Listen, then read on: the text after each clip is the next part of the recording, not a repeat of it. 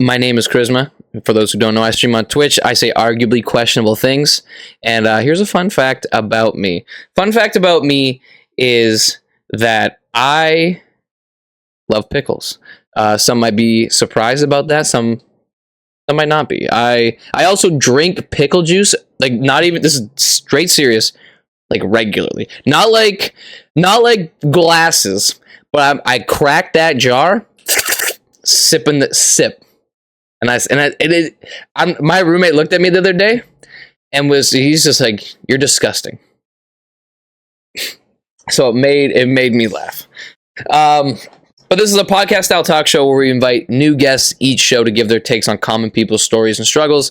The chat has the chance to get their take in as well. So let us know what you think, and we will get your take on the show if we can. Later in the show, we will play a game with our guests. So stick around and enjoy Takes With Koryzma. So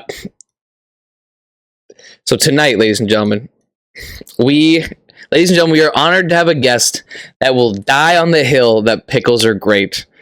They call him Johnny Fit, and he's the king of horror games. Ladies and gentlemen, please welcome Dangerd0rk. How you doing, man? Welcome in. What's up, man? Good to be here. Good to have you, bro. It's what an absolute treat. I feel like one of my favorite things is, as we've met on Twitch, we've slowly done more and more together. You know what I mean? Oh, for sure. It's like exponentially growing. Yeah, and it's probably one of my favorite things, is because like we get to spend time at TwitchCon together, which like that was my favorite part about last year, is because like the first year we literally got to dab each other up and just talk for a few minutes, and that was kind of it. Where this year we got to like really kind of spend more time together, and I was really pumped about it. So I look forward to this year. Yeah, I think this past one, it was more time that I spent hanging out with homies than previous years. For sure. And it felt better than previous years.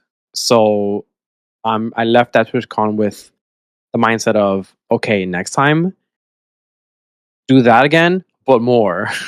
Yeah, absolutely. Everything but more.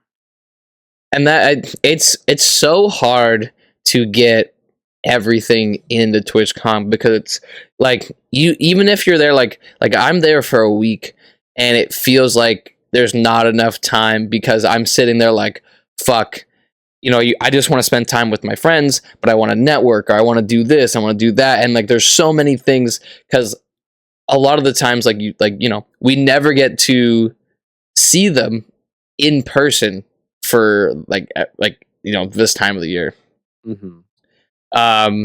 But it's great, man. So why don't you tell the people a bit about yourself? Sure. What I always tell everyone is that, well, aside from me going by Dangerd0rk on Twitch, I'm most known for being a horror game content creator. My Steam wishlist is like 150 something games, 90% of them being horror games. That's almost all I consume.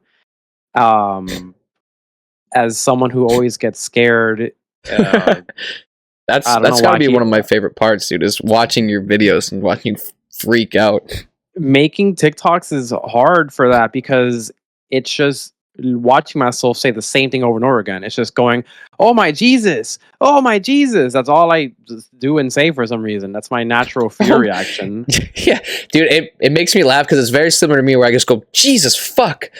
And so I'm like, oh, it's not just me. Yeah, it's like clockwork. It just comes out of my mouth like that. But I also dabble in kind of challenge games. So like the Souls types of games. Hollow Knight is a big one that people love playing, and games similar to that. So I'm playing 9 Souls and like the Hades types of games. Those are the things I really do. I also listen to a lot of EDM. I listen to it. I literally don't listen to anything else. I was gonna say, I don't think I've ever seen you put on like a rock song or even like a pop song. It's like, if there is, it's like a remix because of a DJ has included it. Exactly. Yeah. There's even this new DJ set I found that they host it in LA. I forgot what the club is called, but they have a K-pop night, and it's just all your K-pop songs that you know, but mixed with a DJ doing whatever they do, and it kind of helps some people in my community be like, you know what, I could listen to this. I could finally listen to this.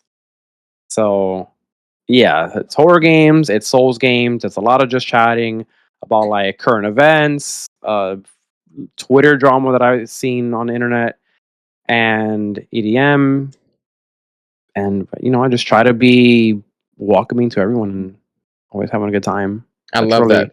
That's kind of the gist of it for what I do on Twitch. Rufus in the chat here says Liza P greater than Dark Souls 1, true or false? As someone who's never played Dark Souls 1, I'm gonna say true anyway. Danger's a big Liza P guy. I think you did what, New Game Plus 4? Yeah, I took that one to New Game Plus 4.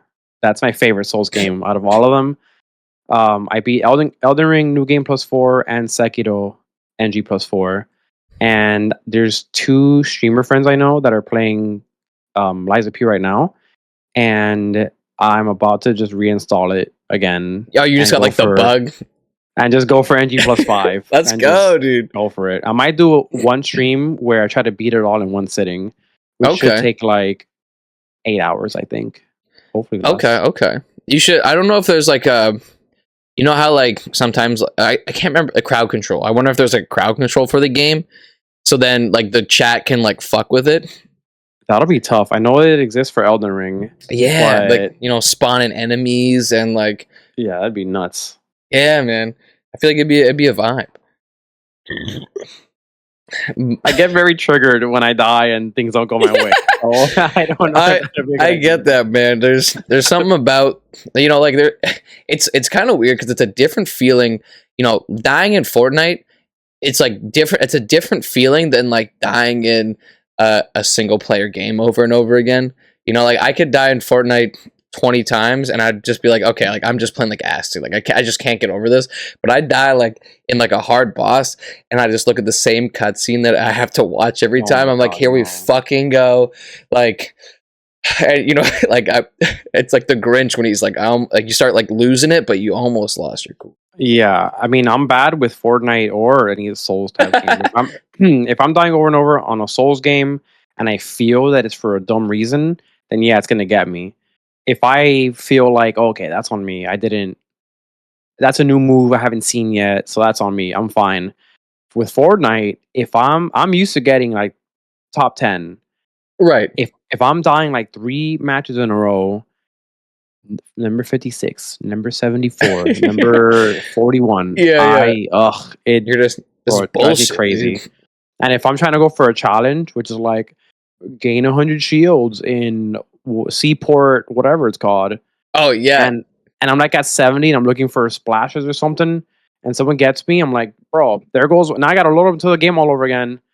And drop at this stupid spot and fucking dude, I get that. And then if I can't get it because someone kills me on the spawn, then I literally lose my mind.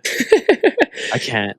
It's kind of like in Reload where I start getting like by late game if I'm dying a bunch because like there's so many people in this small contained area, but like I can't really land anywhere, and you just land with your 50 over shield and your gray AR, and you're just getting shot out of the sky.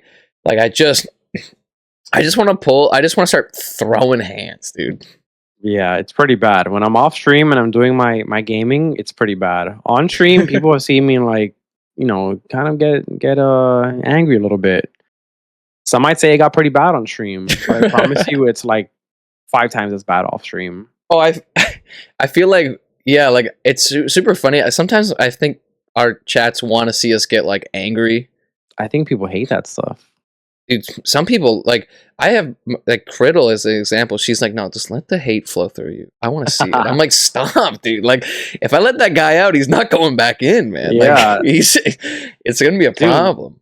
We got all this expensive gear behind us, in front of us. Don't let it out, man. Dude, don't let it out. The other day I was playing games in my room. We were playing, like, NHL or something. And he scored like in overtime. It was a really important game, and I had the controller, and I was like mid swing, and I stopped it like before I let it, and then because I realized it's like $100 in Canadian, Yeah. and I'm like, I can't. Oh my god, yeah. And I just want to break things. I know it'll feel good, but then I'll be so upset spending that $100.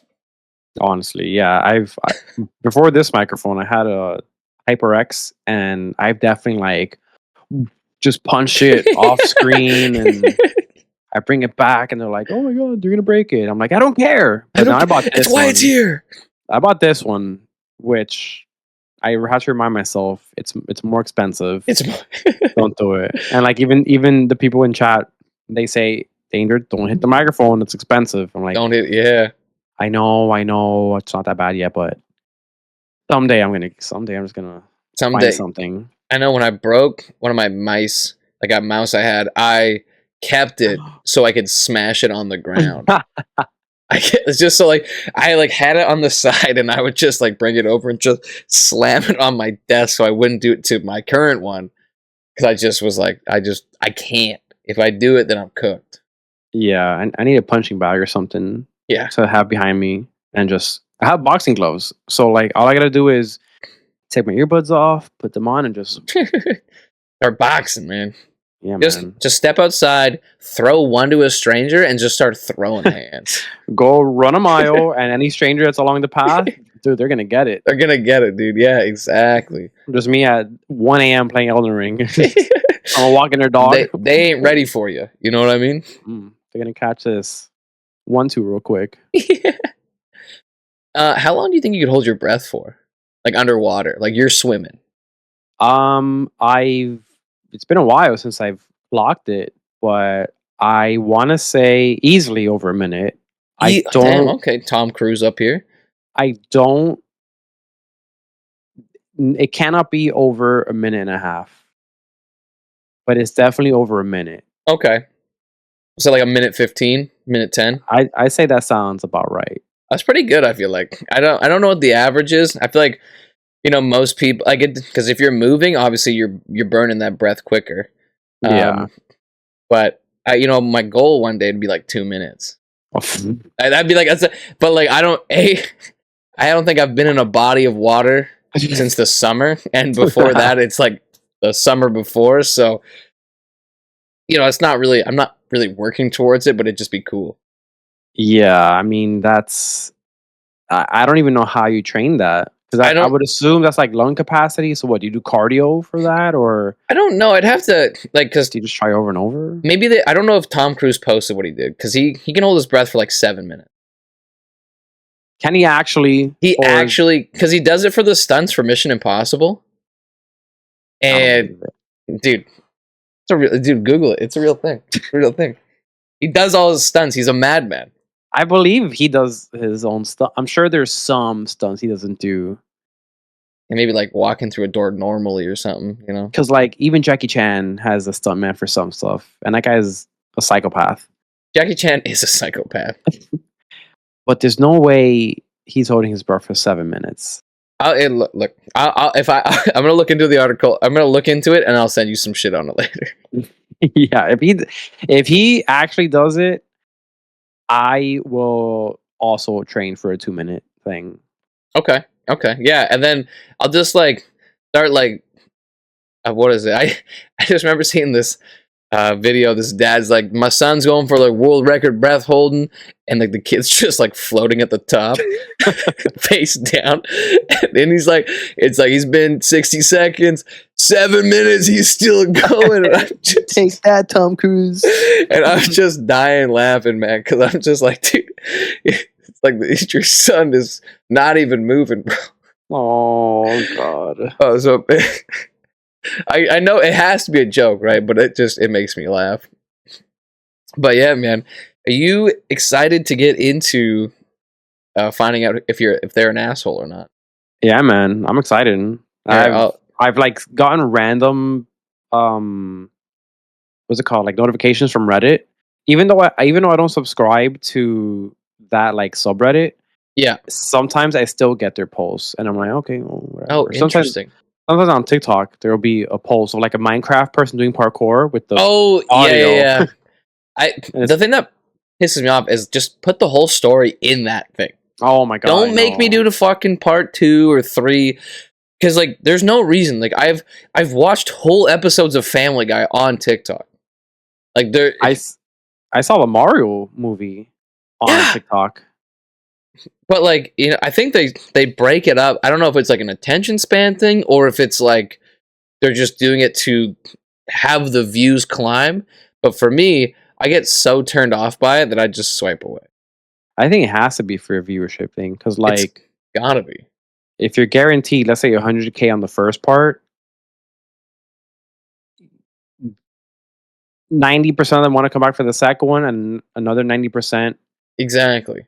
So combined, it's a bunch of people. But if you have it in one video, you're not going to get 300,000. You're going to have that original 100,000.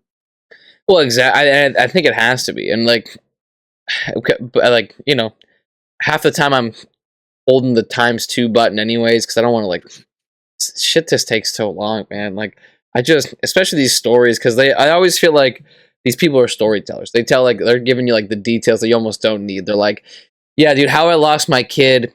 My aunt was there, and it's like, what does she even have to do with this story? Dude? Like she was eating my cake, and then I noticed, and it's like, what does Aunt Deborah got to do with anything? Yeah, it's the filler words that take it from a 30-second video to a 60-second video. Dude, for real. The algorithms are this thing. But that's okay. Our first. So, ladies and gentlemen, here we are. Oh, this goes like this. There we go. Okay, let me put this here on my other monitor. Why is this? Oh, stupid now. But anyways, would I be the asshole if I left my husband for the other man in my open marriage?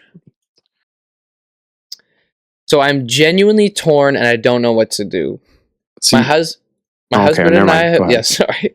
My husband and I have been married for 12 years. We have 2 kids. For the past few years, my husband was cold and distant as a partner. We were great co-parents, but we lived like roommates. Our bedroom situation wasn't great. My husband wasn't subtle about preferring porn and alone time to me, and it didn't have a high libido after the way he was closed off and not interested in me. We were also going through a very stressful, difficult time in our lives with a layoff, a new house, and a death in the family. We ended up going to couples therapy, which really helped us. With the help of therapy, my husband was a lot better of a partner. I still have insecurities, but we were getting to a better place. Our bedroom situation wasn't improving, and our therapist agreed that maybe we could try non-monogamy. Initially, I was completely against it. I thought it was a great way to ruin our marriage, and I do struggle with jealousy. I'm working on unlearning all of those things, but my husband and I agreed to close the relationship if anything was wrong. I still think it's a bad idea, but I can at least say we tried. We could have emotional connection in the open marriage. My husband had a boyfriend for a bit too.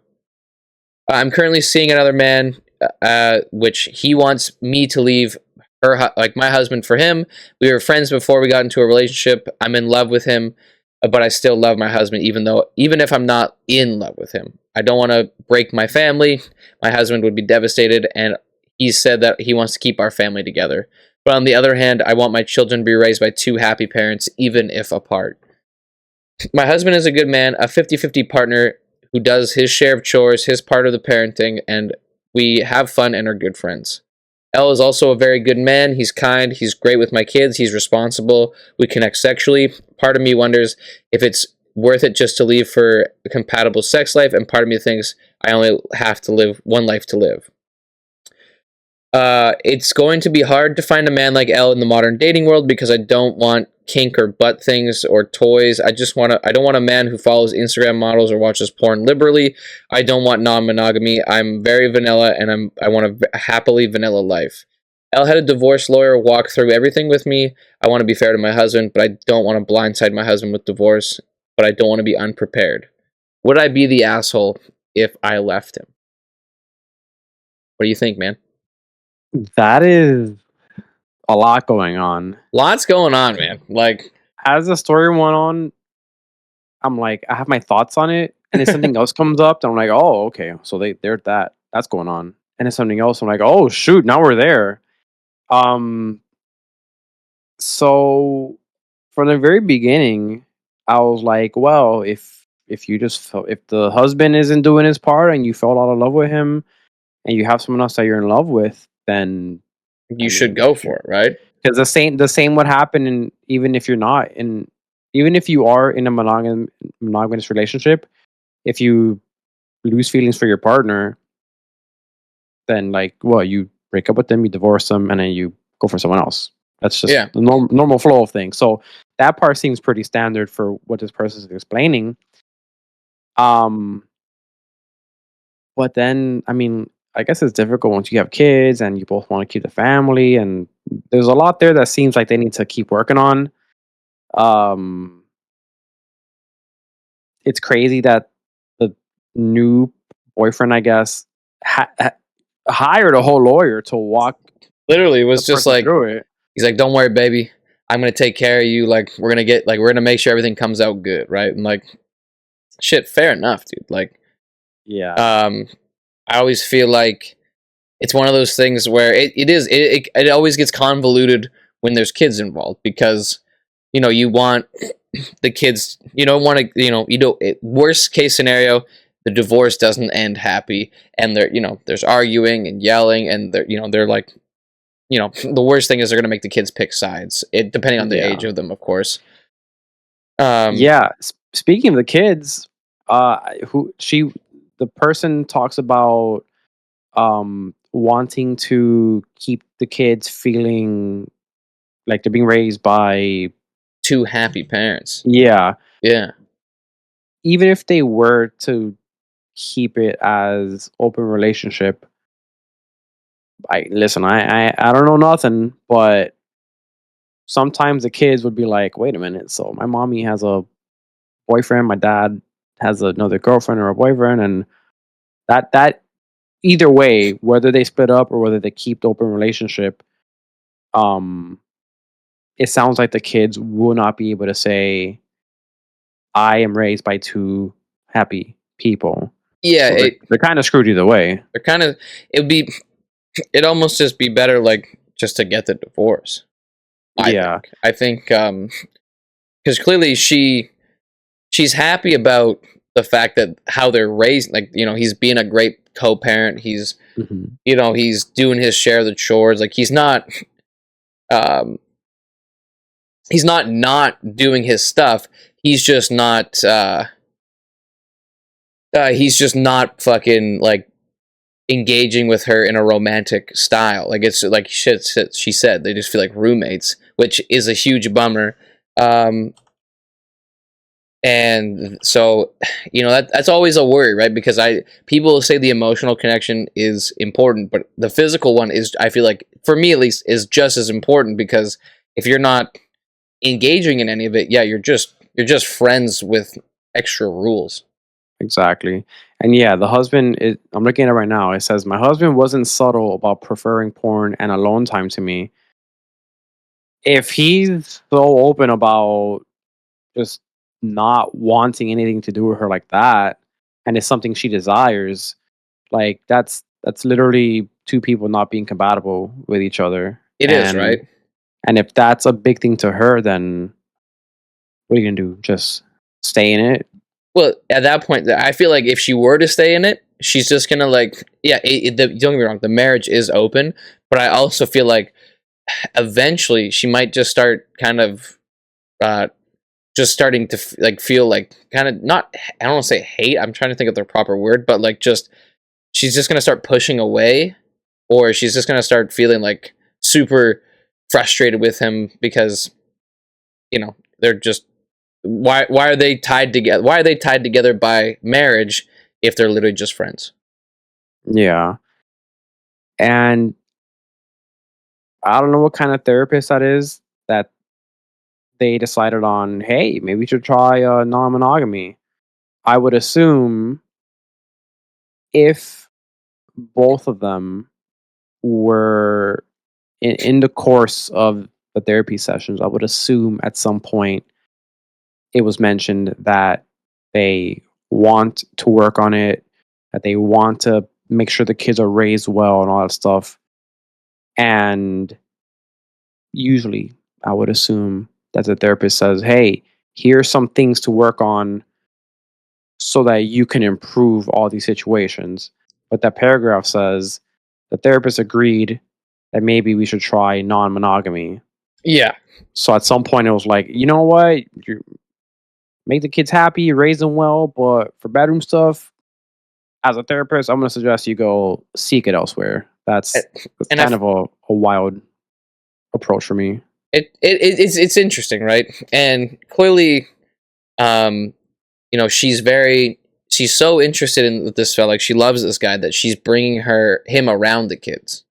You know, like it's not like it's one of those things where the non-monogamy is strictly for the physical aspect to trying to use that as a more of an outlet. It's like she's now super invested into this man on the romantic side as well, like on the emotional connection and all that stuff. Because she clearly, like she states, she's happy with like just under the covers missionary, vanilla lifestyle. Like I know it's your favorite position, Danger. That's why I bring it up. Yeah, you know me so well. And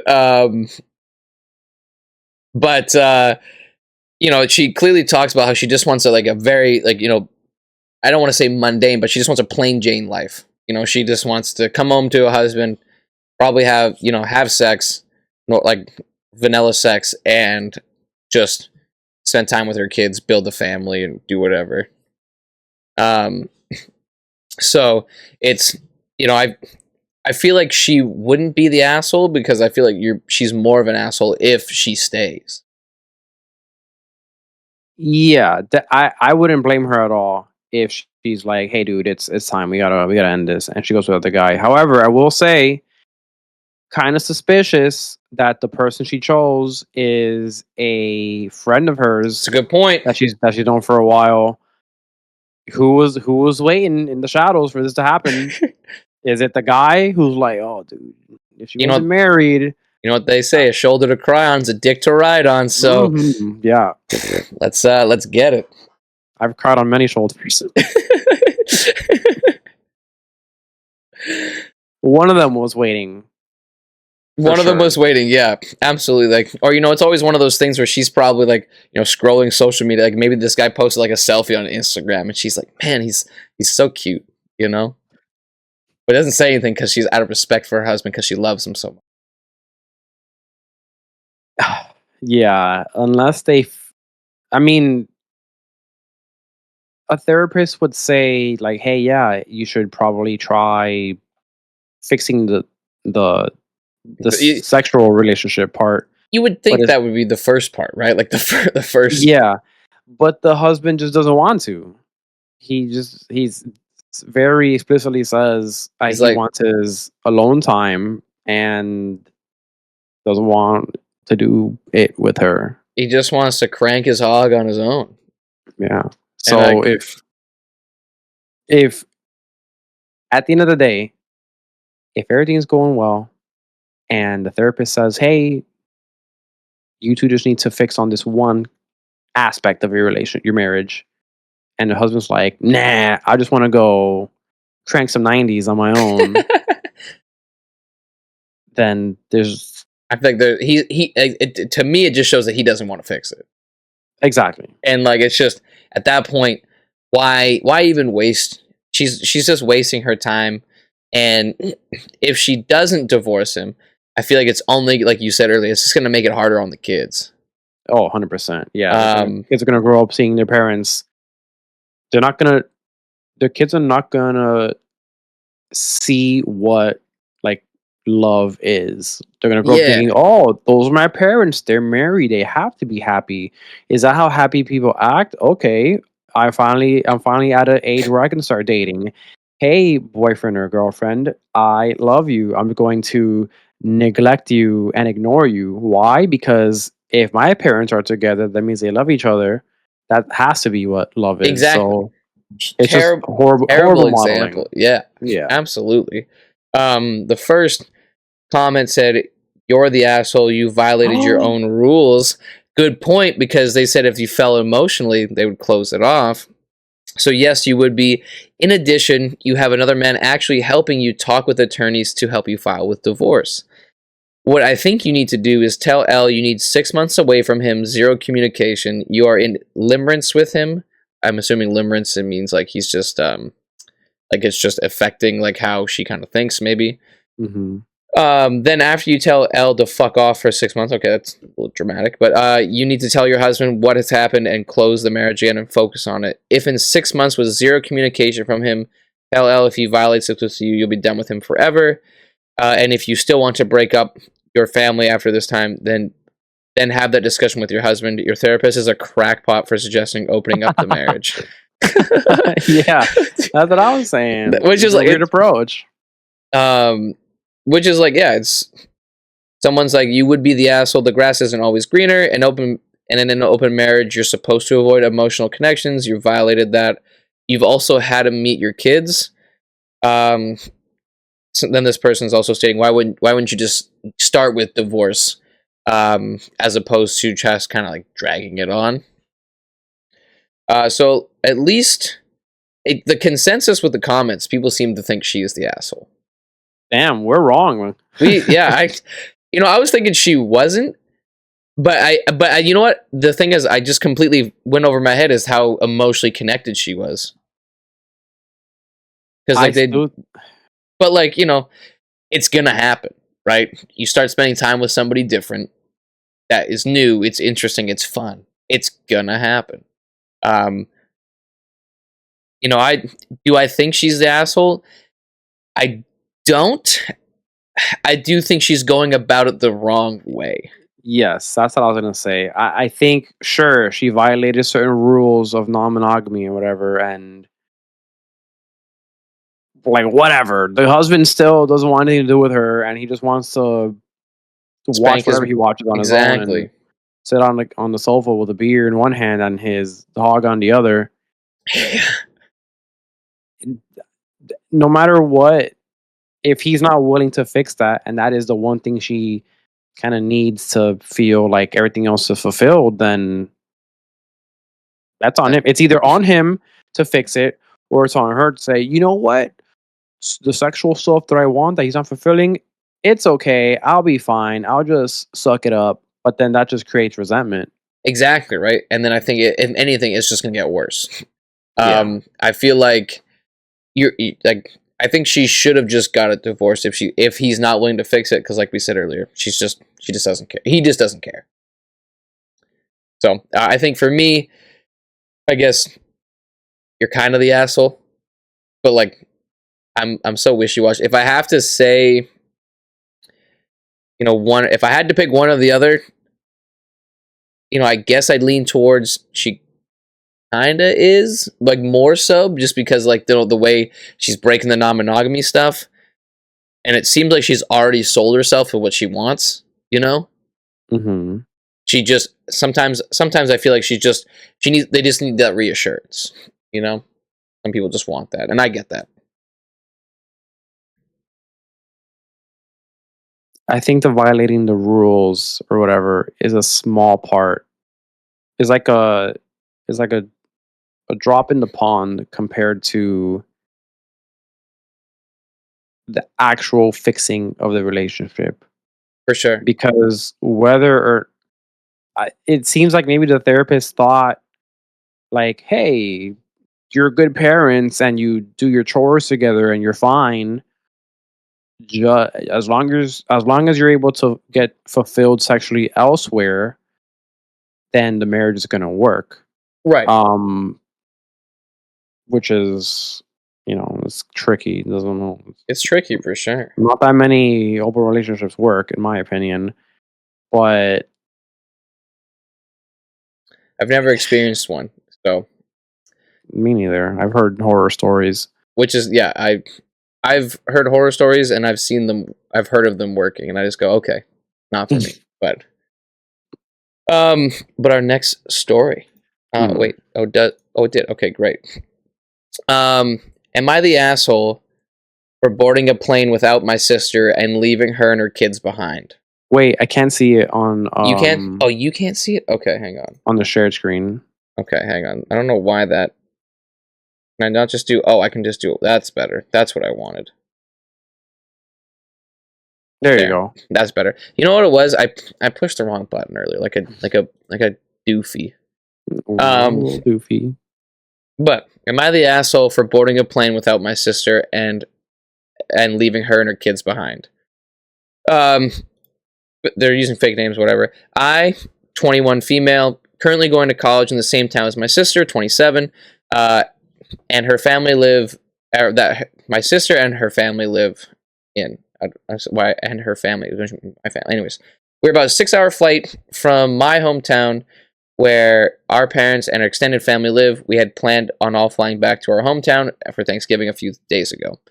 For some background, my brother-in-law, who I'll call Bill, is an alcoholic, and any kind of event where alcohol is provided or purchasable ends with him getting in fights and causing issues. He yells, throws things, and generally gets aggressive. My sister arrived at the airport before me, and when I arrived at the gate an hour and a half before boarding, he was nowhere to be found, and my sister was struggling to keep track of 3 small kids and all their luggage. He did not come check on them once in the entire hour and a half. I only saw him when he came staggering over to the waiting area when it was time to board. As soon as my sister started talking to him, he started to get loud and aggressive. I watched from the boarding line, different groups, as it escalated to the point where security confronted him. My sister waved me over. I got out of line. She told me that they weren't going to allow him to fly and that she needed help. I asked if I could take Bill's seat so I could sit next to one of the kids and not leave her alone on the long flight with all 3. She was confused and repeated that Bill couldn't fly with us. I asked if she was going to stay behind and sort his shit out, and she said yes. I told her in that case I probably couldn't help her. Her kids are all under 6 and under, and would need her. My sister was still confused and then told me she expected me to stay behind and help her deal with her husband and kids. I told her no. Traveling around the holidays is insane, and there likely wouldn't be enough open seats for us to get a later flight if Bill is even still going to be allowed to fly at all. I was excited to see our family, and her kids were not my responsibility. She got upset and told me that she didn't know what to do with her husband, and if he couldn't fly, or worse, she didn't know how she'd handle it. I told her that it was not my problem. Bill isn't a child that needs supervision, and it's not her job to deal with him throwing a tantrum and getting in trouble with security. That we could just board the plane and leave him to face the consequences of his own actions. She said he is her responsibility, and I told her that if she knows how he is when he drinks, that if he was her responsibility, she should have done something to prevent this and the situation she was in all on her. She chose to marry an alcoholic, not me. I wouldn't be missing my family for Thanksgiving because her husband can't hold his liquor. I boarded the flight. She stayed behind. My family was happy I made it, but many of them called me insensitive for what I said, and my mom was particularly mad that I didn't stay and support my sister. Am I the asshole? A lot to unpack. So I always feel like, she was making some good points. Yeah. This one's a bit rougher or tougher to call on. It is, right? Previous one. Because I feel like she had, I feel like the sister had made a good point. Or, not the sister, but the person writing the story. We'll call it's a deleted. Okay. Because, we'll call her Connie, I guess. But, Connie just being like, let's get on this plane. He can get another flight when he sobers up. He'll be fine. Or he can stay home for Thanksgiving. I feel like in that case, how mad would you be? I'd be pretty choked if my significant other just schmammered before we even get on this plane. It's, I'm going to assume at this point it's probably 10:30 in the morning, or I'm imagining it's a morning flight, especially if it's a 6-hour flight. You're not flying overnight. Yeah, that's true. So in my mind, this is the morning. He's hammered. Security's like, dude, you're not getting on this plane. You can't. You're barely functioning. So to me, I'm fighting for Connie here because I do understand why her sister is choked, but at the same time, I get it. It's a family thing. Like it's your family. Like you want to be there to support them and help them when they need you. But at the same time, like I just feel like I can see where she's like, this isn't really my responsibility. Hmm. I mostly agree. I I think I would end up staying though. You think you'd staying? Okay. Yeah. I I would hate, like, hold on, I got my cable stuck on me. My sister or my brother's partner, if they're an alcoholic and they're known for acting up and whatever, I'm not gonna like them. I will not interact with them. I'll always keep an eye on them to make sure they don't hurt my family. Right. Especially because there's kids involved. So like, I'm always gonna keep an eye on that person. But I'm not gonna like hang out with them. I'd rather be at the Thanksgiving. But so like, it's easy for me to say like, dude, just divorce the person, or like Right. Right. have Just them leave seek them. help. It just, Yeah. figure it out. I don't want to be a part of this. I'm gonna go. But if my sibling were to be like, dude, I need help, man. There's kids. Look what's going on. I can't. Like, as family, as siblings, can you be here for me during this? I don't think I have it in me to be like, nope, that's your problem. I I would much rather, text the family, be like, hey, dude, hey, mom, hey, dad, hey, everyone. Not going through the best situation right now. I'm trying to see what we can do, but I'm willing to stay back and help my brother or my sister in a situation.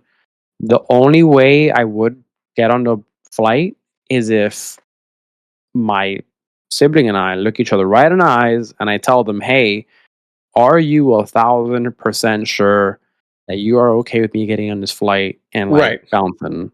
Like if they tell me, "Yeah, my fault. That's on me. We'll figure it out. We'll miss Thanksgiving. I'll figure it out. You go. I want you to go." Then I'm gonna say, "Hey, I'm trusting your word on this. You text me if you need anything, but okay, we have that understanding." That Fair. way, That way, no one can have any like future. Oh, how could you leave me? I'll say, Right. dude, Right. you looked me in the eyes and told me to go. Yeah. Like a big bro. Like we just maintain. Like yeah. Exactly. And I see where you're coming from. I did like the plan where Connie was like to leave him behind. He can figure himself out when he sobers up, or he can just not come at all. Yeah, Because I feel like unfortunately, people who struggle with addiction and shit, it a lot of problems are gonna arise, right? Like shit like that, where he's not gonna he's clearly not like cutting himself off. He's just drinking until he's drunk. hmm, And then which is really unfortunate because that's gonna be a rough for the kids. Um but I feel like yeah, like I see where you're coming from. Like I too would probably end up staying because when I think about, I was like, what if that was my sister, right?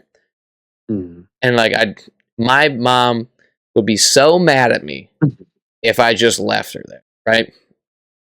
So personally, I'd end up staying. I'd be getting reimbursed for that flight, or he'd be buying my yeah, that's goddamn next true. flight. So, because I'd be like, there's no way you like because of they're not gonna refund you because he's causing a problem. It's not like Exactly. it's not like oh the airport's not like our bad guys. Like this guy's drunk, so we'll just give you your money back. It's he like they're gonna have to make it up to you somehow. I don't know how, but I feel bad that they have 3 kids, especially so young. Um,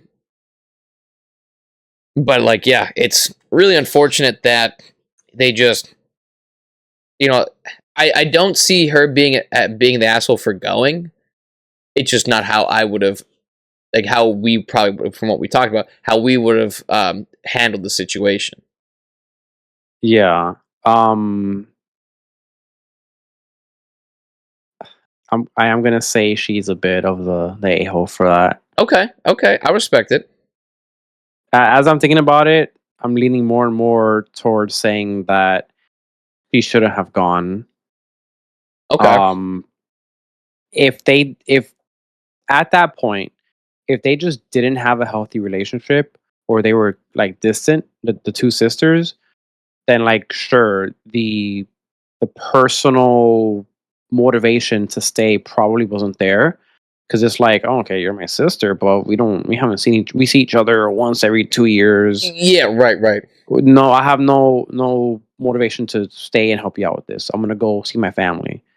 But if anyone else who does have a closer, healthy relationship with the siblings, then it should be a no-brainer to say, "Hey, I got you. This is the part. This is the point of family that we can rely on each other no matter what.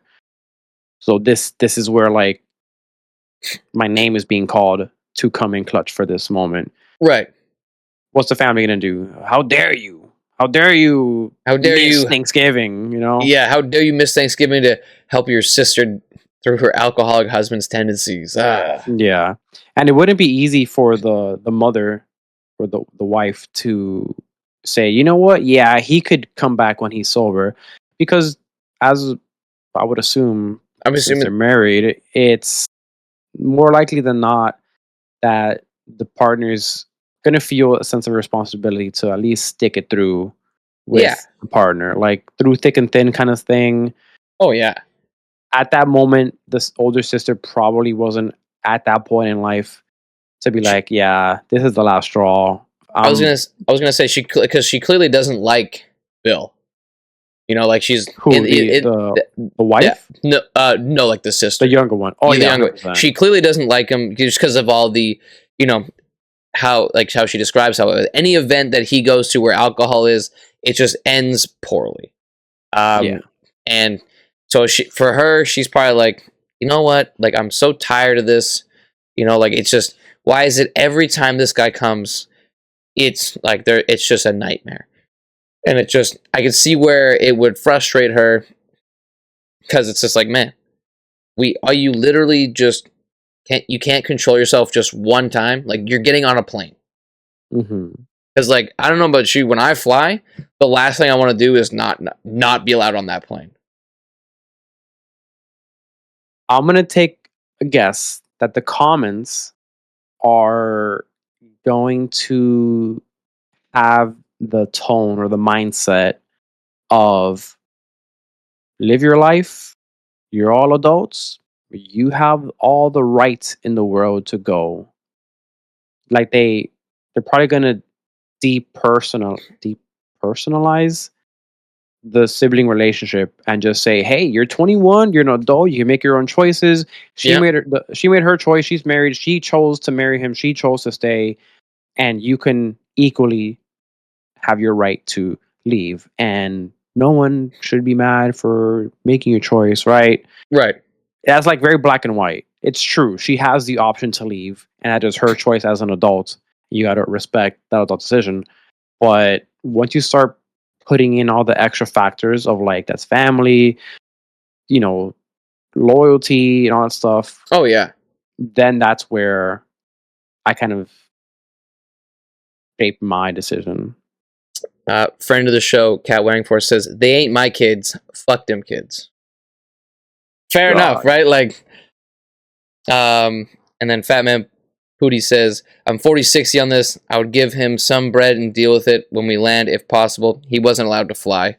But they have the whole family speak about the situation. So he's giving like reference to like a intervention, which that something probably needs to be said to this guy. Yeah, I just don't think you could at the airport just be like, "Hey, Bill, have some bread, bro. We're For gonna." real, for real. Yeah, because he's not gonna fly. He's not able to fly. So the first comment, not the asshole. Have you heard anything Okay. from your sister as far as what happened after you left? Why should you give your holiday because he's an alcoholic? In fact, why should your sister and siblings have to as well? She should have joined you on the flight home and let her husband figure it out. He's an adult. He can suffer the consequences of his actions. Getting drunk at the airport is not a wise idea because security does not play around, nor does the airport police. Security and the airport police aren't going to want a belligerent drunk roaming the terminal. Chances are he would have been arrested for disorderly conduct with a public intoxication. Probably would have spent the night in jail, which probably would have do him a bit good, or placed him somewhere until he could get better. For those calling you insensitive, I would ask them, would they be refunding your ticket because of Bill's behavior? Would they give up their holiday for a drunk man shenanigans? In which I think it comes to kind of what you were stating, how they are kind of like not thinking on, like, they're desensitizing the situation and not thinking about it from like a family's perspective. Because don't get me wrong, I get it. Not everybody's family is close. Maybe for all we know, I wouldn't say like not estranged, but they're not close. It could be just like a middle ground where they just kind of, like you said, see each other once in a while. Yeah. Yeah, up there where it says she should have left the husband at the airport, it's much easier said than done. 100%, right? Especially because, like you said, they're married. She loves this man. If it was me and my partner, I don't see myself, dude, I don't know, unless it's like the most important, time sensitive, lifetime opportunity type of situation that I have to be in that flight, and Right. my wife is like, belligerent out there. I'll be like, yo, honey, we can't do this. I gotta get on this flight. Yeah, We'll figure right. it out. Like if it was like your dream job, as an example, you know what I mean? Like he Yeah. was just Other than that, a family thing, or I don't know what other situation would call for us to like have to fly together like that, but a vacation or just anything, I don't see myself just saying, yeah, I'm gonna get on this flight alone. The only way I would do that is if that has happened enough times that I am at that breaking point of saying, you know what, I'm gonna get on this flight because we're getting divorced. yeah. If it's the first, second, if it's anything that has not reached my threshold yet, anything under that, it could be the second time, the third time, who knows? The first time, obviously, it's kind of crazy. If Your first time, you're like, this is wild that this happened, but yeah, you're but like, whoa, don't do that again. yeah, exactly right. I feel like don't get me wrong. I feel like everyone's had like a bad drunk night where they're kind of just jerks, right? Yeah, Or like it just happens. Not saying that I guess maybe not everybody, but it just happens where you just piss everybody off. yeah. So I'll stick by my wife, X amount of times and miss flights and do anything for her until I can't anymore. Yeah, exactly right. When you go like this, you're like you're on your own. Yeah. For me in this, I think at the end of this, I don't think she's the asshole. I don't think she handled the situation like as I would have, but I don't think she's wrong for getting on that flight.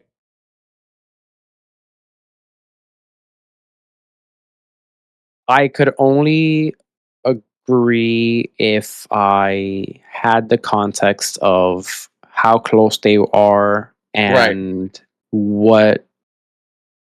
Well, I'm assuming the sister was like, "No, dude, what are you doing? You can't go. Like, I need you."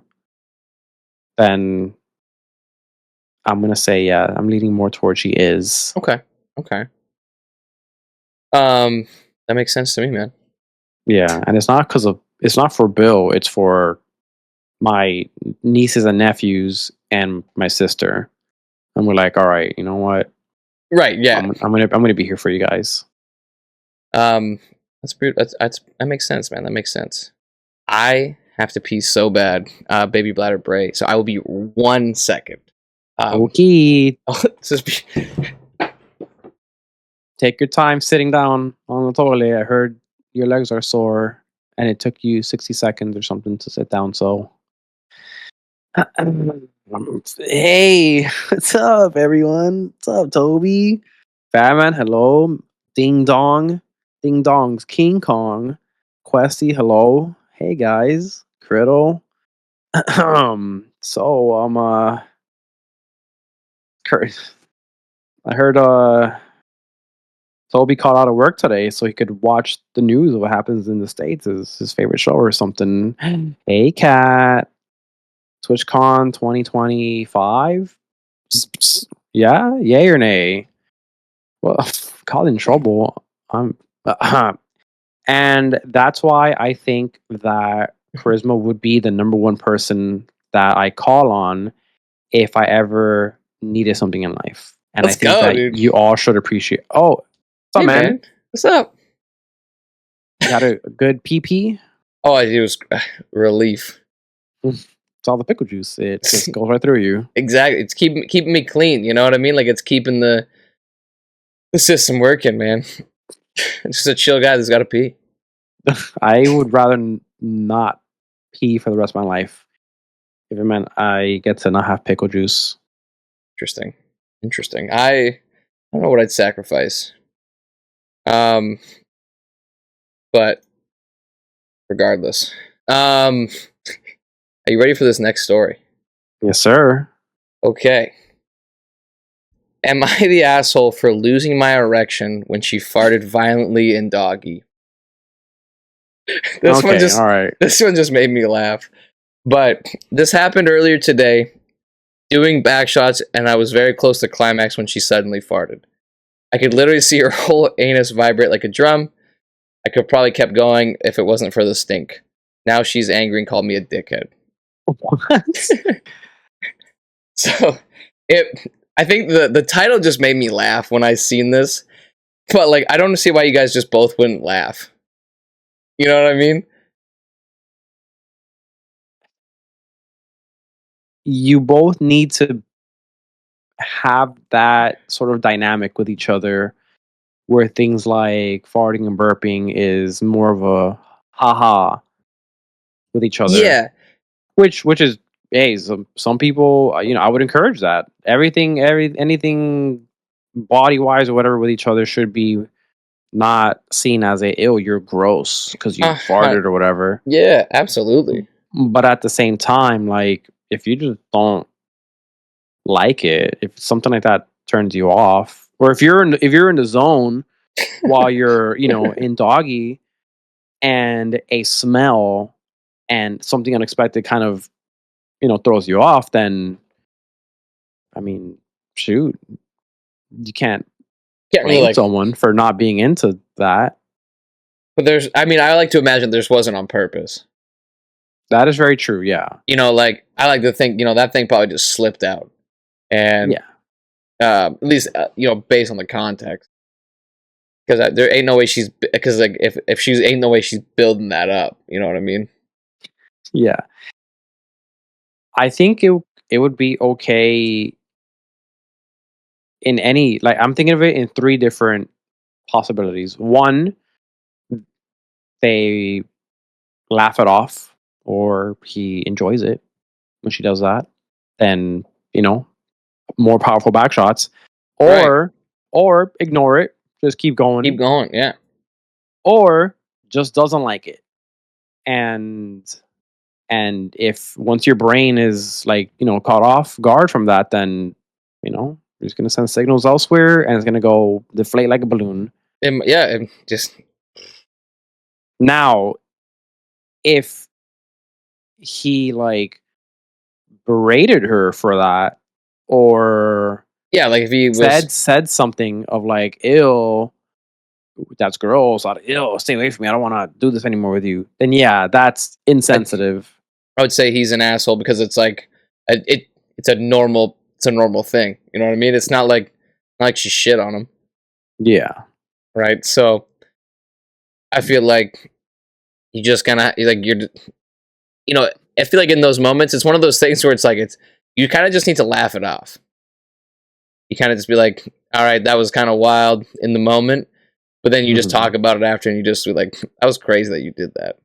But like, like it's not like she's not picking her moment to just, she's like, not like this is the time, Yeah.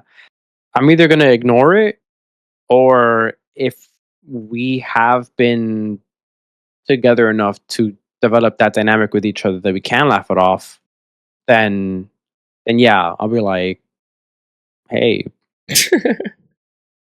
I heard that. Keep going. You gotta look at it like it's talking back to you. You know what I mean? Just slap and be like, don't do that again. Yeah, don't you talk back to me.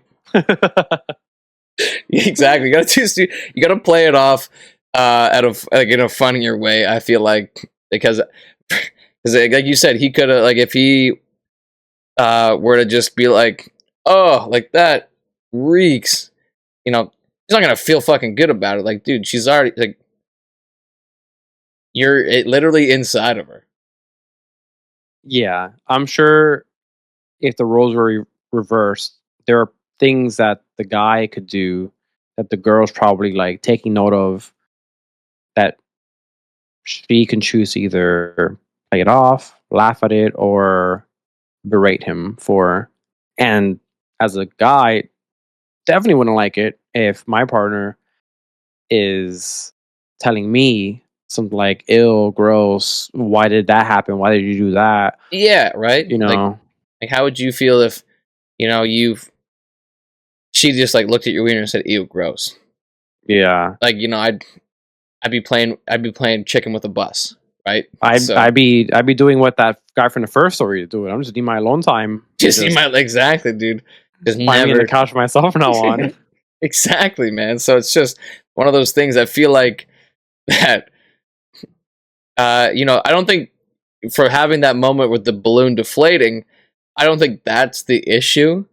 I just feel like, but because like how the fact that he says now she's angry at me and calls me a dickhead, he probably just said something wrong, and he probably said something and it upset her. So Yeah. I feel like in this situation, he's the asshole.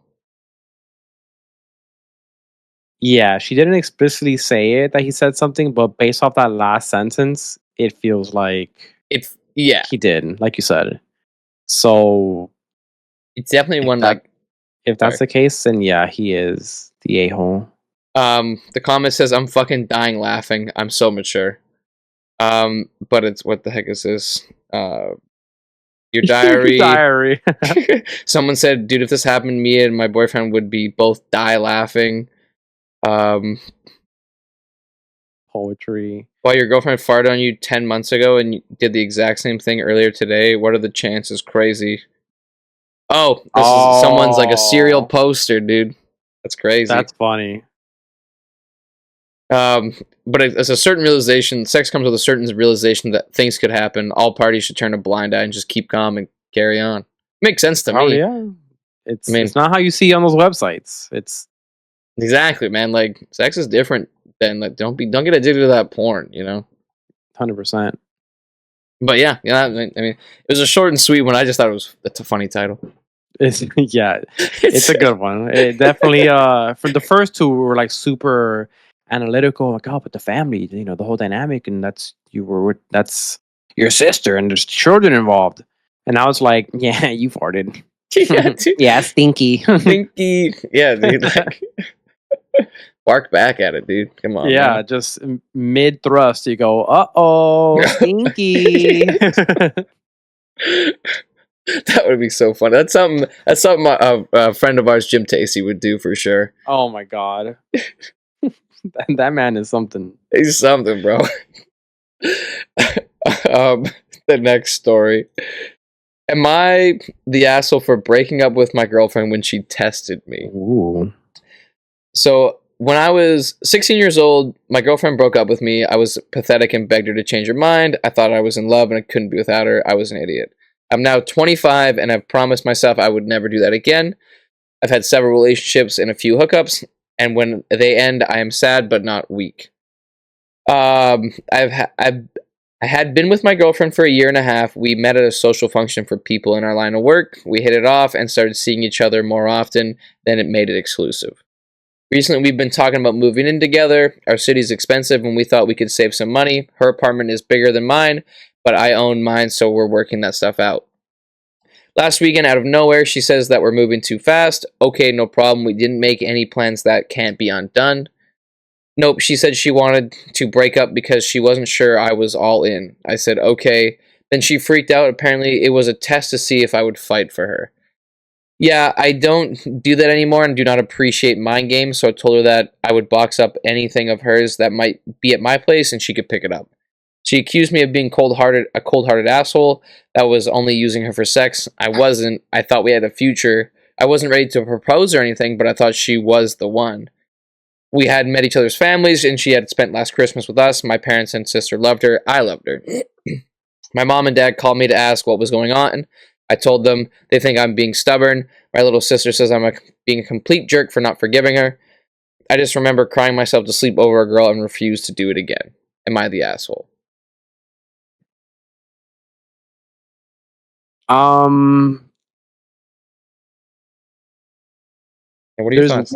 there's one piece of information that's missing from this, and Okay. that would be what the conversation went like after she did the test. And he's like, "Yo, I don't like that." Because the way this post is worded, it's like she says, "Oh no, it was a test, it was a test." And from there it's like, "Nope, I'm out. Bye. I'm gonna box your thing up." Oh yeah, If it seemed like she said nope. She didn't want. She wanted to break up because she wasn't. Her test was to see if he was all in and Mhm. like 100% committed because it's a big step moving in. Yeah, And then the guy was just like, okay, whatever. and Like, then she freaked out and it and was then a she test. freaked out, and apparently it was a test to fight for her. And then Yeah. I don't know if this is him talking to her, saying like, I don't do that anymore. I don't do mind games. I Oh, think that's him speaking out loud to out loud. us. Yeah. So I told her that I would box up anything of hers that might be at my place, and she could pick it up. Yeah, there's a whole conversation missing in there of if they even had a conversation. If he just said like within a few seconds of her saying it was a test, and he's like, "Okay, no, I don't do that." Here, trying to box everything up. Then, I mean, hey, if he is that traumatized by it and just wants to break up, then like whatever. It's not wrong of him. It's not wrong of him. But I do think it was I, gone about poorly.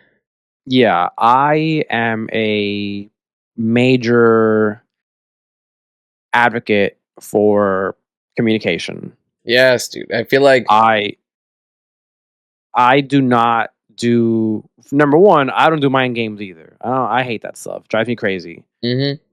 But if I'm dating someone, and whether it's 2 months in, 5 months in, 8 months in, a year and a half later, there's still a lot to learn about each other during that Oh yeah. time.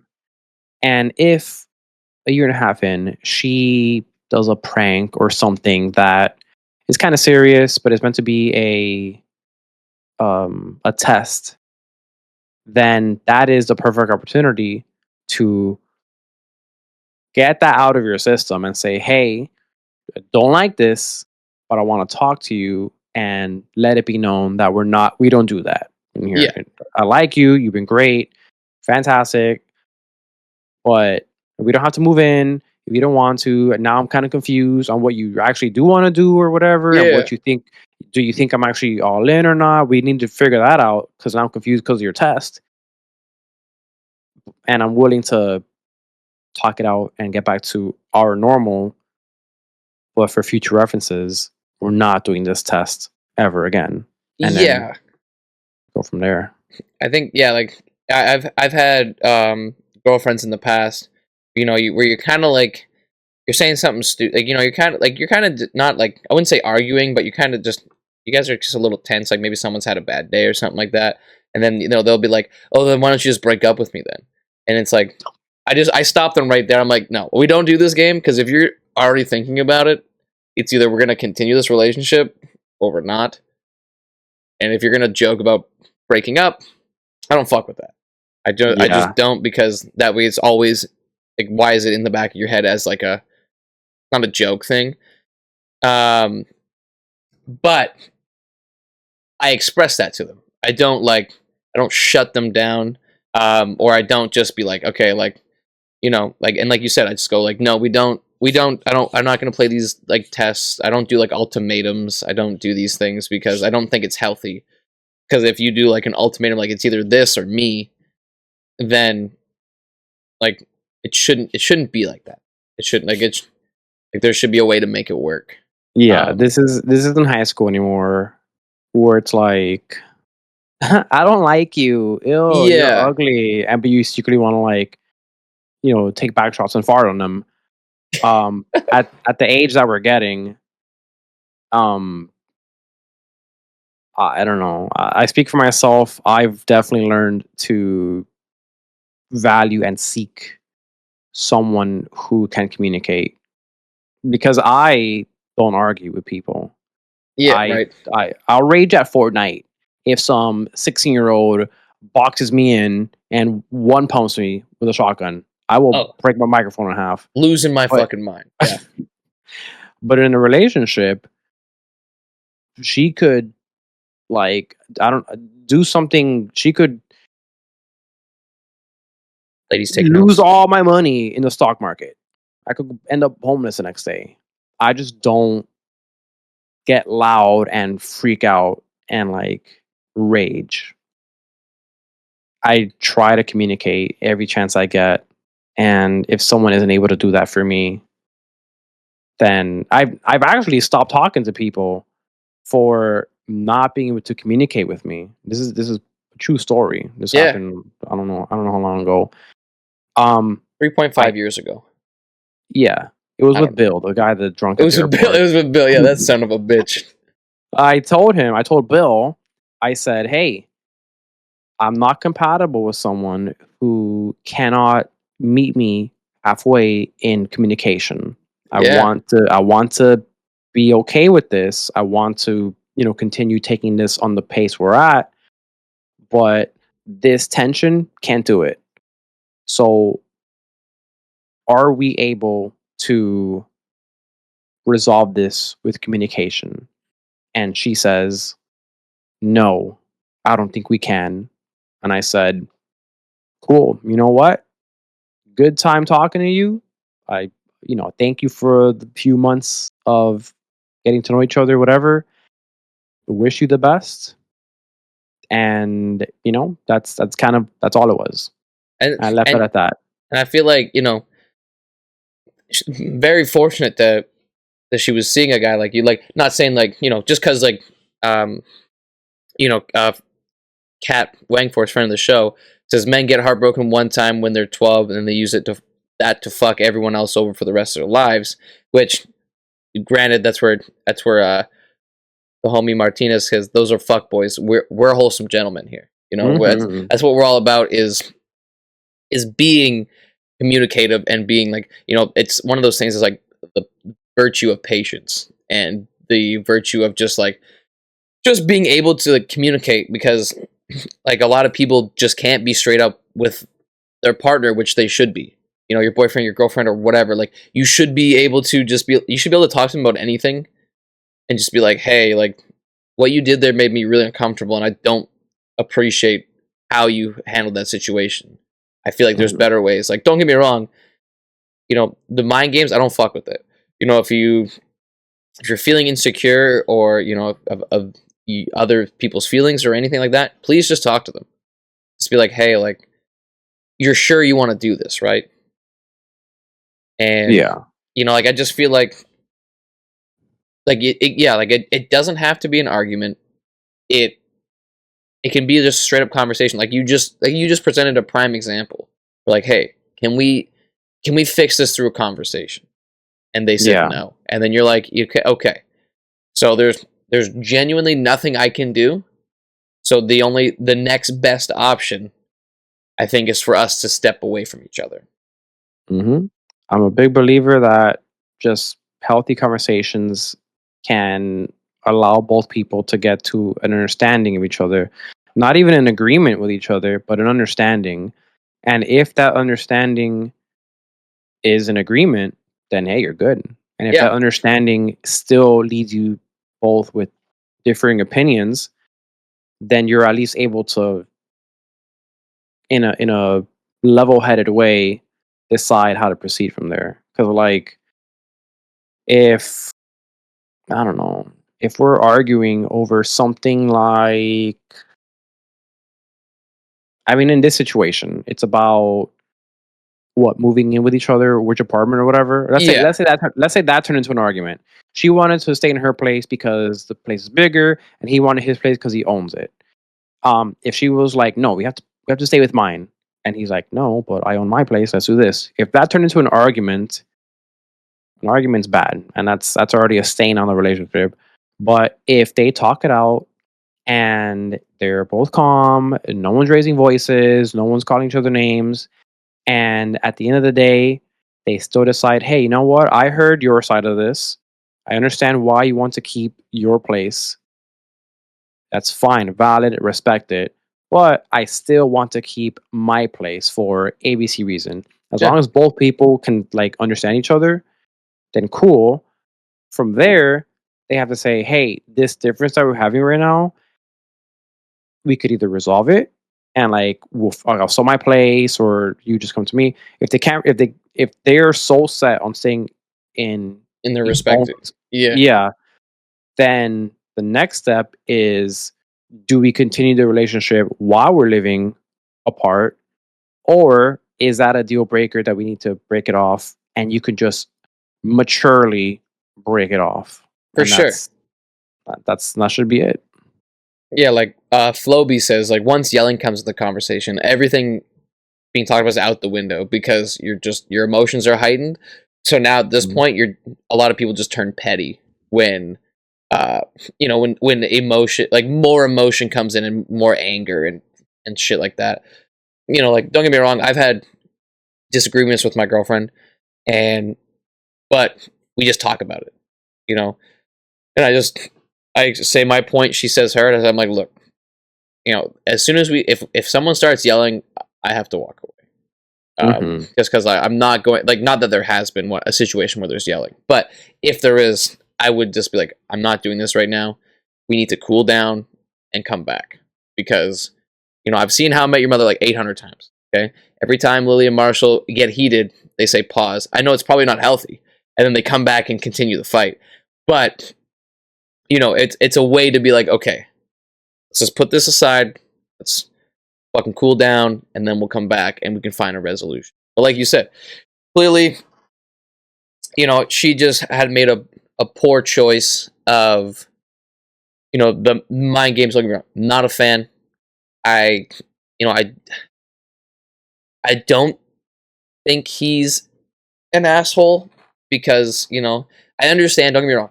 I understand. Going through like a hard heartbreak, it does have an effect. But I also feel like it's one of those things where he just you should use it as a learning point to be like, okay, this is a deal breaker for me, or this is something that I'm not okay with, at least. Yeah, she needs to learn not to play little games with people, and he should also address that trauma from when he was 16 years old because it seems like it prevented his ability to have a meaningful, honest, mature conversation. And he just pieced out the Yeah, moment it came up. right. Like the moment, instead of him being like, "No, this is not," instead of trying to rationalize or anything like that, or just tell her like, "Hey, I don't appreciate what you did. Like next time, can you just please be more forward and ask?" Mhm. Because clearly, like you said, it sound based on the way the story's worded, she was like, "This is a test," and he just said, "Okay, I'm out. Goodbye. Here's your stuff." Yeah, I And don't think he's the a hole, but he needs to look inside a bit about his reaction or like just having a conversation with people. yeah, exactly, right. Like, and like you said, if it's clearly like some residual trauma, from when he was 16, he should look into just even talking to a therapist or somebody just to let it out and just to be like, dude, like I can't get past this. Like, I feel like a therapist would have probably a better opinion, but to be like, hey man, like I'm in relationships and I can't get past, this breakup in particular because of how much I felt how at like I think he's just worried about being at a low in his life. Not even like financially, work wise, but just like mentally with relationships. And for whatever reason, I feel like he could talk it out and work on it. Or it's just, yeah, if obviously he just doesn't have to react the same way. I don't know. Yeah, his next partner, any slight joke or anything that is similar he's gonna be like, oh my god, no, I don't do those. I don't play games. I'm out of here. Yeah, exactly, right? Like, it's gonna be like one of those things where it's like how like fuck boys will go like, so what are we? When they get asked, what are we? And he goes, man, I really like you, but like it's just not a good time. Mm-hmm. And then that's when their relationship ends, because the girl, like, the person they're seeing, the girl, the guy, or whatever, they go, I see. You pretty much, he pretty much said he's not ready without saying he's not ready. But Yeah, he yeah, couldn't like, handle it. yeah, so I part of me wants to be like, I don't think he's the asshole because of like the mind games, and I think it's a silly thing. I do think it's a silly way that, based on the story, he didn't communicate to try and like create a resolution. He kind of just was like, oh, and just shut down, as opposed to being like, okay, hold up, I don't do these games, just so you know. Like, if this is something you do, please tell me, and to see if it'll work. Because if this is like, you're like, oh, I like doing these little tests to see if you get me flowers, or you do this, or you do that, and it's like, no, I don't play these games. I want to do these things out of love, not out of like a manipulation. Yeah, exactly. So yeah, it's one of these. I'm on the fence, but I'm going to, based on the story itself, I might call him the asshole, Interesting. just because like you said, I just don't have enough. Yeah, I will say him not being mature enough or ready enough to have a conversation is its own thing that wouldn't really say he's an a-hole for it. Yeah. Someone who's Okay. just not ready or emotionally immature Yeah, like, I think doesn't make them an a-hole unless he did handle it in a way that was rude and such. part of me wishes like that the Redditors would just like act these out, and then but at the same time, it would come out so one-sided and biased that Exactly, yeah. it We're all would just biased wouldn't for be great. ourselves. I mean, just like these stories are, though, they're pretty one-sided, right? Because you only get the one perspective. But it is what it is. So, but Let's see yeah, what the people say. see what the people say. Yeah, let's see what the comments say. Not the assholes. Couples shouldn't test each other. A person puts their trust in their partner. She accused me of being a cold-hearted asshole. Like, that was a quote from the story. Whoa, hold on. How did I miss that? Yeah.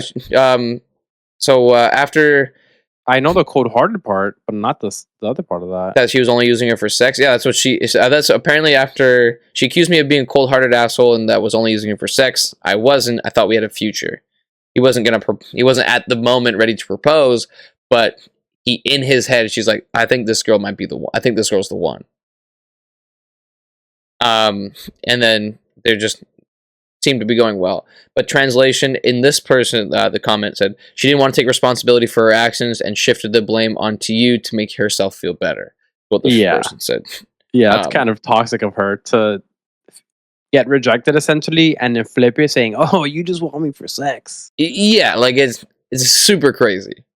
Not the asshole. Tests are okay, and fighting for someone who says they're leaving you is disrespectful and saying they don't know their own mind. Oh, not okay. 100%.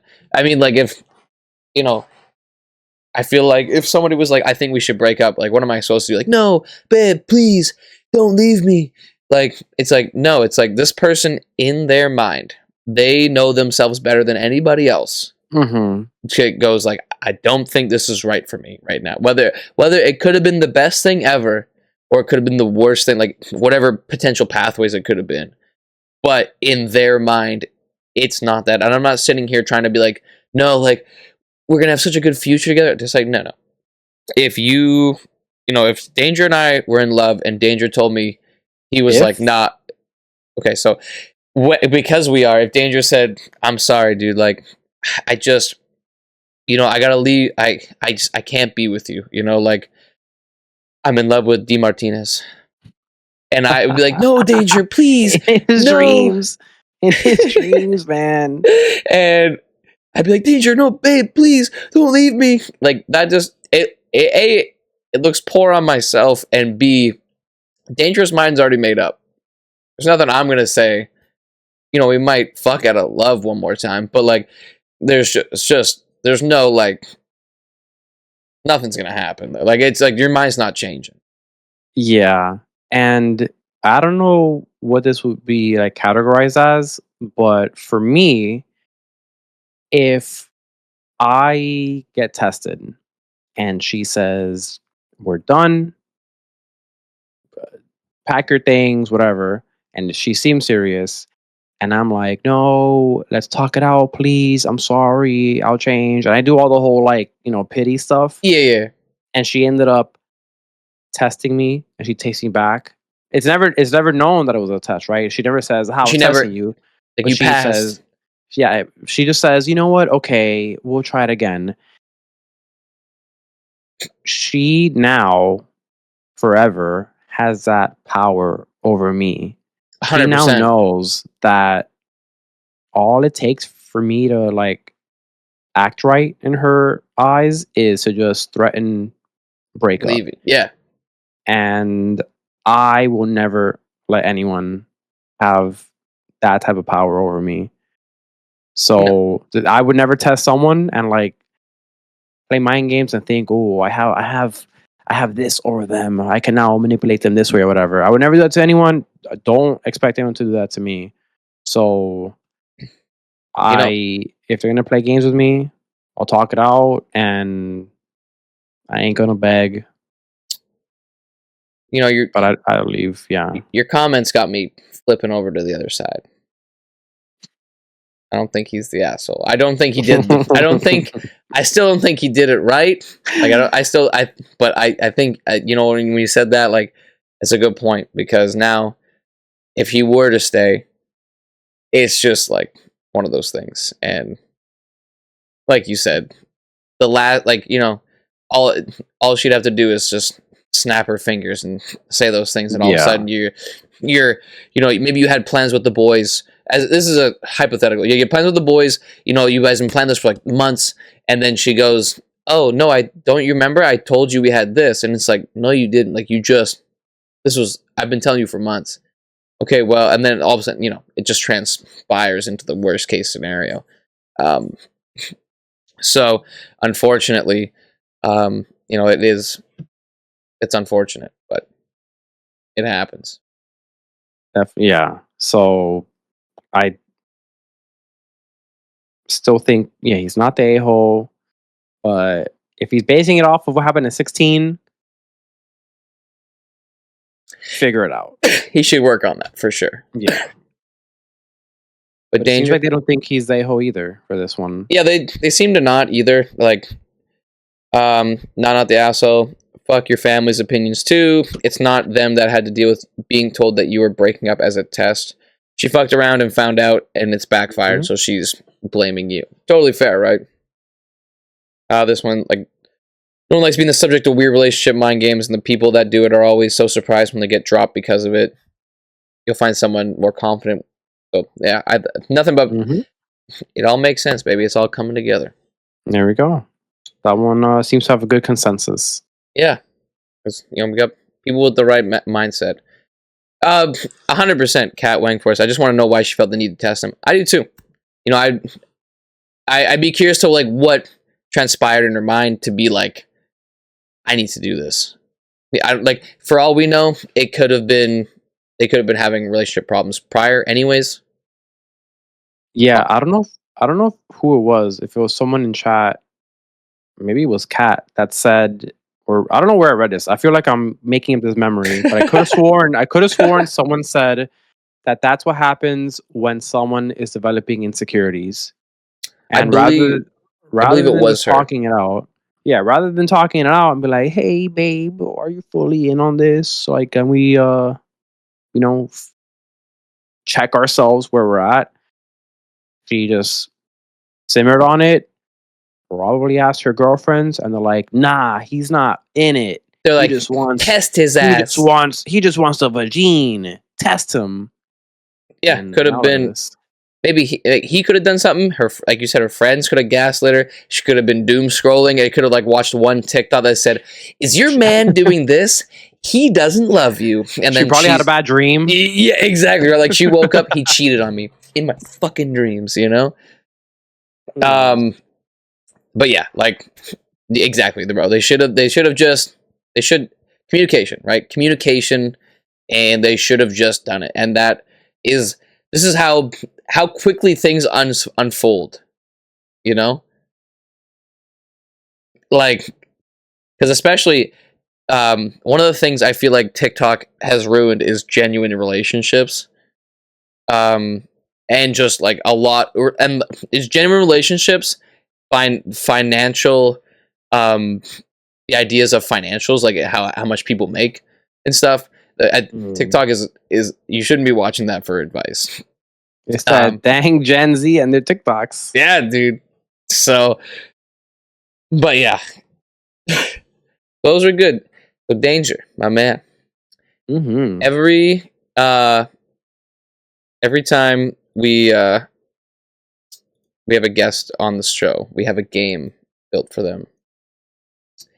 And I'm very excited to show you yours. Okay. See, here we go. Because my man, I know, we call you the king of horror, right? You don't mess around, you love it.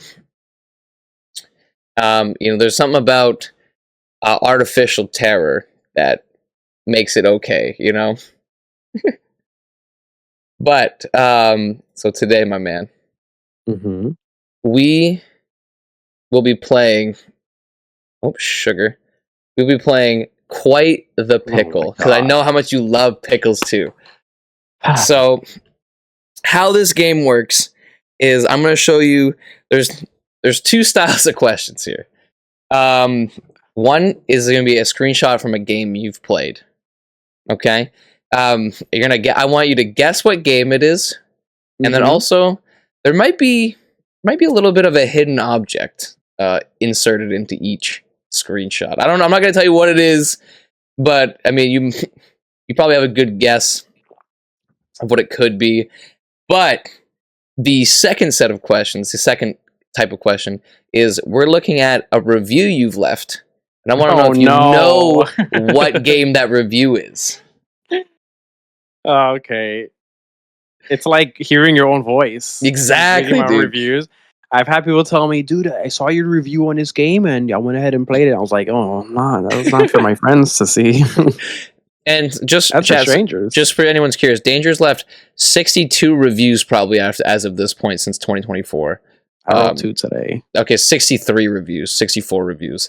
But so he's locked in there, and I honestly I quite enjoyed reading them because now I know which games I should and should not play. So, but are you ready, my guy? Let's do it. So I'm answering what game it's from, finding a hidden object, and then separately. So there'll be like you'll see like there'll be like 2 different styles of questions. Okay. So one will be guessing the game, and they'll both be guessing the game. It'll just be one will be a screenshot from a game you've played or a review. Okay. So, all right. I guess I'm ready. All right, your first question or your first one is Danger. Do you know what game this is? Yeah, that's an iconic indie game. This is very well known. Okay. This is Amanda the Adventurer, the first one. You would be correct. So now, can you see the hidden object? I see. Oh, what's that? Wooly, is that a third leg, or you just happy to see me? It's a pickle on his leg. It's a pickle on his leg. It's a leg. It's a pickle leg, dude. That's crazy. I wonder how that pickle got in there, dude. It's funny because in the game she hates him. She does, dude. Yeah, she probably chopped his leg up and put a pickle there instead. Just so he had like a little leg to like stand up on, stand on business. Dude, this game, I didn't even care what was going on. Amanda's a psychopath, dude. She's crazy. She's actually crazy. I actually really enjoyed this game. But yeah, it was great. Danger, 1 for 1, dude. That's a good start. Your next, Keep going. your next one, I'm baby. ready. Oh yes. Oh, I forgot to put a that's fourth one. that's Yeah. Amanda the Adventurer. Yeah. Yes, you got it. Your next one. Ooh.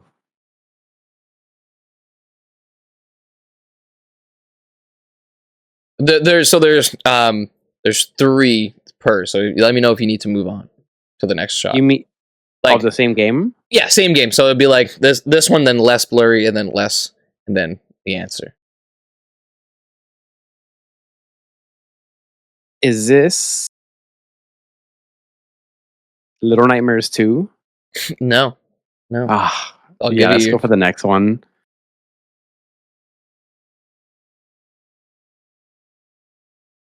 This is Baby Blues Nightmare? No. Okay, next one. What the heck? I see a pickle. Don't worry about that. That is ginormous. And this is a game I've played, or yes. do I need to? These are all. Every screenshot is a game you've played. Most of these are actually grabs from your YouTube channel. Dude, the only one I could think of.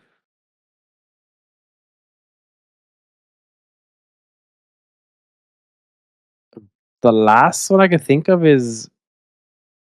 This can't be it. It's Reveal. Is that your final answer? Yeah. It is Reveal. Oh, dude, he got it, dude. Let's go. Let's go, dude. Took you a little bit. You literally so you're in the video, you like turn and there's like a weird like section right there, and I was like, oh, I like this colors. Wow, I don't remember that part. But great guess, dude. Great clutch right there. Yeah, you're just you get the nerves out, Yeah, man, I'm sweating now. So then I believe our next is our first review. Ooh, okay. So it's a recommended game. This is actually quite a unique experience that I wasn't sure what to expect. Although scary, I just love the overall approach to this project, and I applaud Isn't For Anyone, a 1+ hour game with many scares and the best graphics. Well, so I've made it look like a CIA file. So because I feel like you, and I know you. Yeah. So, and I had to obviously blur out the game.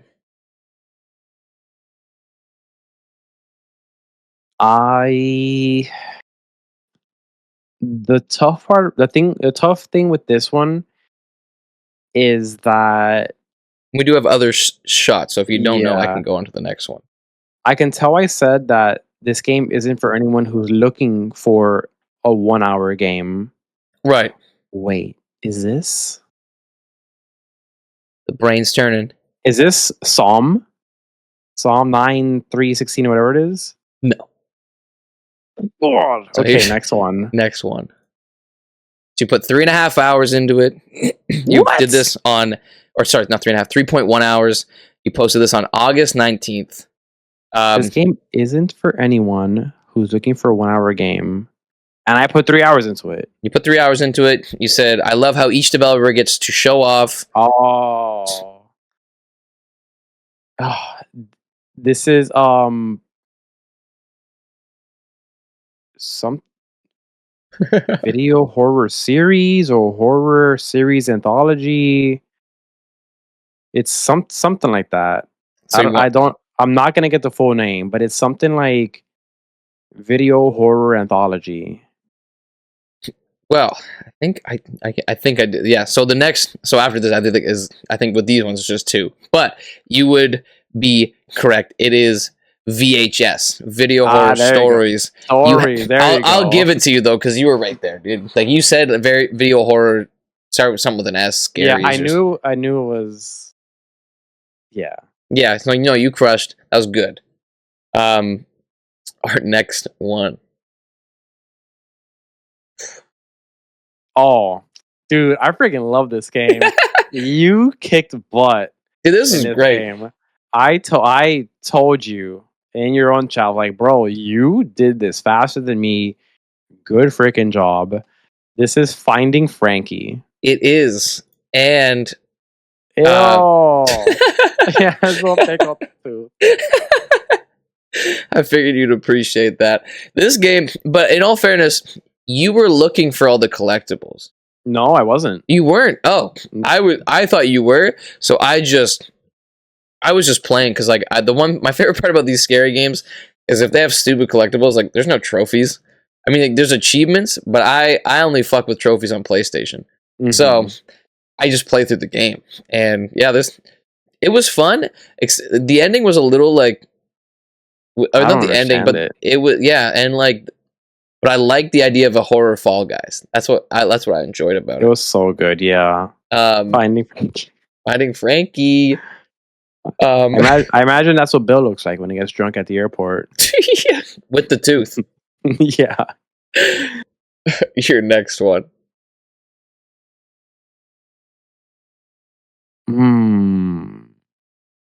This looks very familiar. So I see my characters holding something. Yeah. There's a body on the ground. This looks like something that maybe came from one of my what's that series called that I do?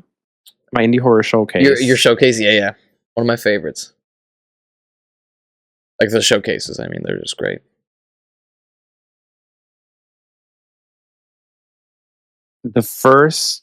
No, I didn't make a video for this one. I don't even have a guess for this one. You want the next shot? Yeah. Yeah. A gun. I know what this is. Oh my god. What's the name of it? I don't remember. I do, and I don't remember a body in it, but I recognize the gun and I recognize that stamina bar. This was a demo. It has to do with hell. Like the devil literally comes out of a hole on the ground and chases you. Oh god. He started. Wait. Oh, there you are. Okay. Shoot. This is my first miss. I don't have a name for it. On the next one? I feel like, yeah. I see a pickle on the foot. Dude, it's crazy how you're looking at the feet right away. I mean, listen, man. Some people like farts during back shots. Some people like feet. That true. A friend of the show, Sarah, does. So what, like the farts or the feet? No, we're gaslighting her. It's a fun thing we like to do. Maybe we're just 2 feet in a pod. That's right. Just 2 feet in a shoe, man. I don't have a name. This is my You don't have a name? I don't. If I see it, I will tell you if that's what I was thinking of. Okay. The answer was satanic. There you go. I knew it. The devil. Yes. That's what I was thinking of. Damn it. Video footage of Danger playing it. So this is how I know he played it. The next review. You recommended it. A nice short horror game to play. I've been waiting on this one. And there are certain things. The overall story is neat, and I do appreciate it is refreshing to not see the same horror games have been using lately. And with some pretty decent scares in between, my only critiques they are and can be improved on in the future, which I fully believe in the developer to get better with each game and put out improved projects.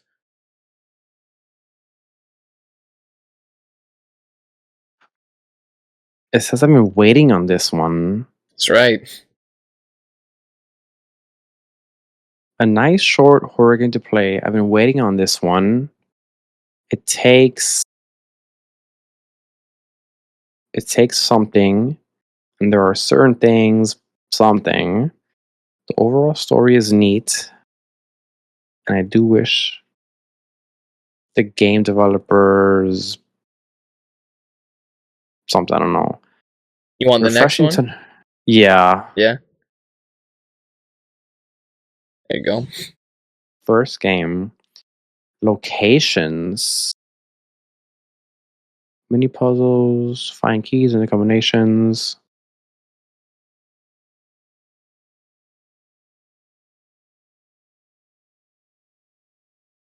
This is the developer's first game.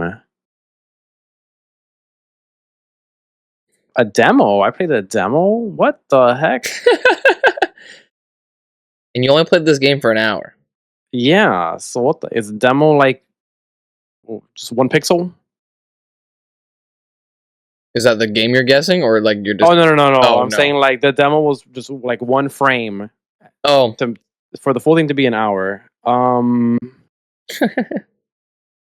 Overall story is neat. It says I appreciate the location. What does that mean, Danger? Why would you say you appreciate the locations? The moment the man's trying to be in his head. Standard mini puzzles. Find keys, enter combinations. Dude, you're killing me. You're killing me. I didn't want to make it too easy, man. Because you're a smart individual, right? This is the thing. Yeah. This sounds like, oh my god, what's the name? I think the developer is called Revolution Studios. Okay. It's a game where you are almost in like a bunker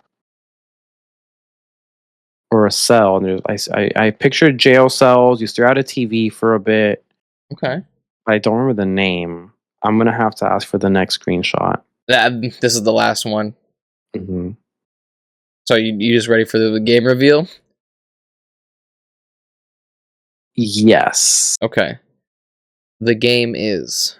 Oh, that's the last one. Yeah, this is the last one. Okay. Yeah, the VHS ones are the reviews only. Sorry, only have 2, where the games have 3. I'm gonna. No, it can't be. Yeah, dude, I don't think I know this one. I just realized I never played the demo for the one I was thinking of. Okay. Locations. Refreshing to not see the same primitive assets. Mm.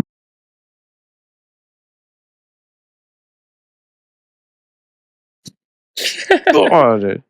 It's driving him crazy. You got me on this one. I got you. The Yeah. answer Mm-hmm. is The Black Within. Oh my goodness. This is. Yeah.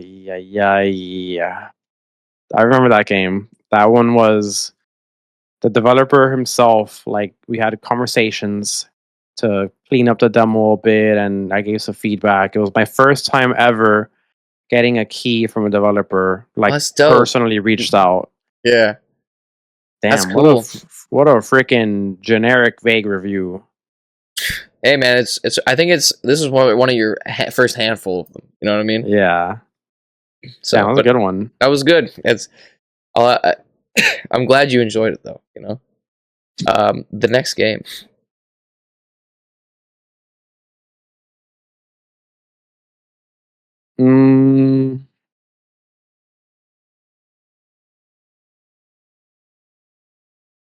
Red walls. A door.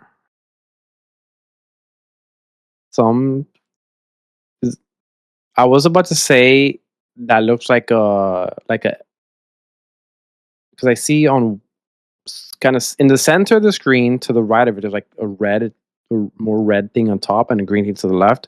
I thought it was gonna be like a check mark or like a yes or no type of thing. The Gotcha. green and red. Gotcha. I am starting to think that may not be a green thing. It's a pickle. Let's see the next screenshot. Next one. Oh, this is Beyond the Tomb. The Pine. No, is it Pineville? No, it's not the Pineville Stalker. The farm secret. Yeah, it is. Uh-huh. So here's the screenshot. He's holding a pickle. It's a gun, man. It's a pickle gun. It's a it's a blickle. He's got the blicky. Oh man. I recently just played through this as well, and I saw that they're working on like the next one. Yeah, sometime by the end of this month it should be coming out. Yeah, a ton of fun. I liked the simplicity of it.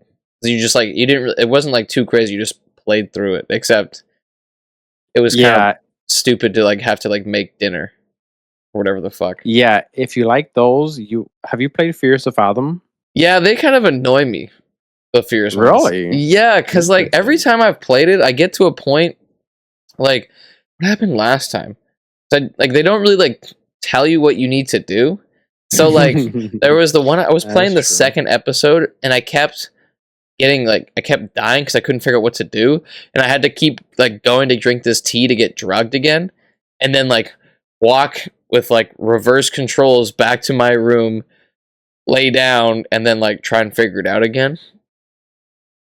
I would say the most recent two are better. The fourth one is called Ironbark Lookout. Is that the one I seen like a million TikToks for, like where they like see like the clan take just a like picture. Big chill. Yeah, that's the one. But this game, Tales Beyond the Tomb, directly, very explicitly influenced by 100%. Yeah, even like the art style is very similar. Yeah, and what's funny with the upcoming game is that in the first game, the developer was like, "Yo, share a screenshot of your wish list, and I'll hook it up with a key." And then the second game, the developer is like, "Anyone that shares a screenshot of the wish list, I'll send you a key." And I tagged like you and like 4 other people on it. I tagged everyone on it. Yeah, that's how I got this. By the time the game came out, I'm sure there were keys given to everyone. He couldn't go back on his promise. And now for this game, so far I haven't seen any post saying share a screenshot and you'll get a key. So he's probably realizing like, fuck, I'm losing a lot of money here. Yeah. Like, so great exposure though, for sure. But oh yeah. Which actually, funny enough, there's like a documentary on this guy. Yeah, these are what this game has over Fears to Fathom is that this game explicitly says this is who the game is based off of. Yeah. And the first guy, the one from the first game, the Pineville Stalker, is actually, I think, the Golden Gate Killer or something like that, which was a big old famous case. Interesting. Yeah, so I like that it connects to something real. For sure, because it really like puts in perspective, like fuck, like this shit just happens. Mm-hmm. The next game. Okay.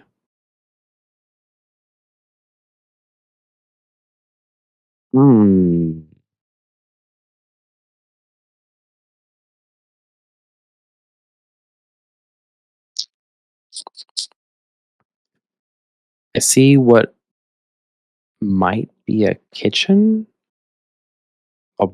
Maybe a body cut in half. I'm not sure what that in the center of the table to the right of it. There's like something that's kind of standing up. I don't know what that is. Okay, but that's definitely a table.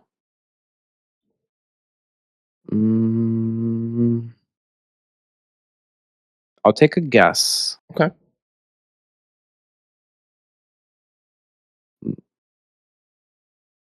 I can't take a guess. I don't know what this is. Okay. I mean, next one.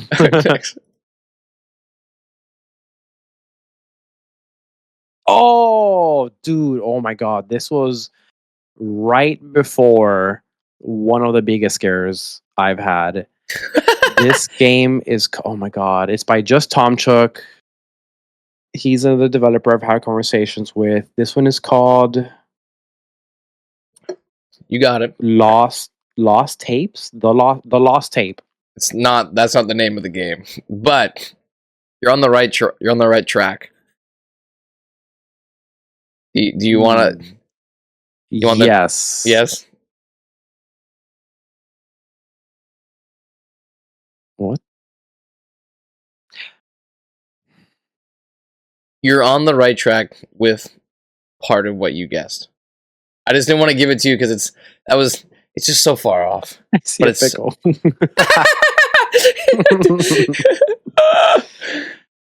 Don't if you're hungry, it's there. It's marinating. I see a note. They're on the table. I see body, bladder. Oh God!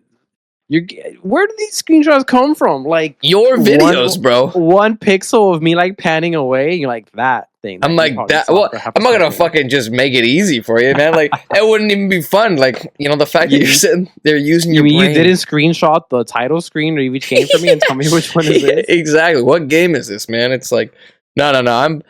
I'm making you think, bro. Making you think. I almost slipped 8 pictures of me eating pickles in this. Dude, I'll leave. I'll get up and leave. Yeah, dude. I just ran out of time. Like I genuinely I was going to.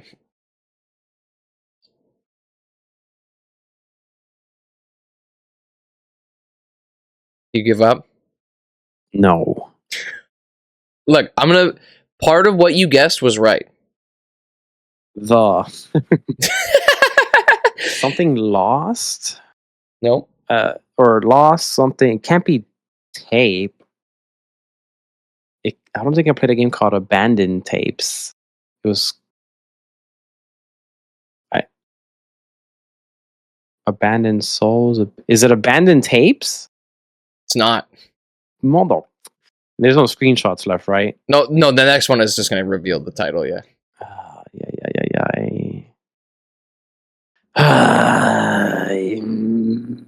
It has to be lost. Something lost or lost something. Lost tapes, lost record, lost souls. No, I think you got me on this one. It's crazy because I can think of 2. You said you can't think of anything with tapes in it. I can think of 2 games with tapes in it.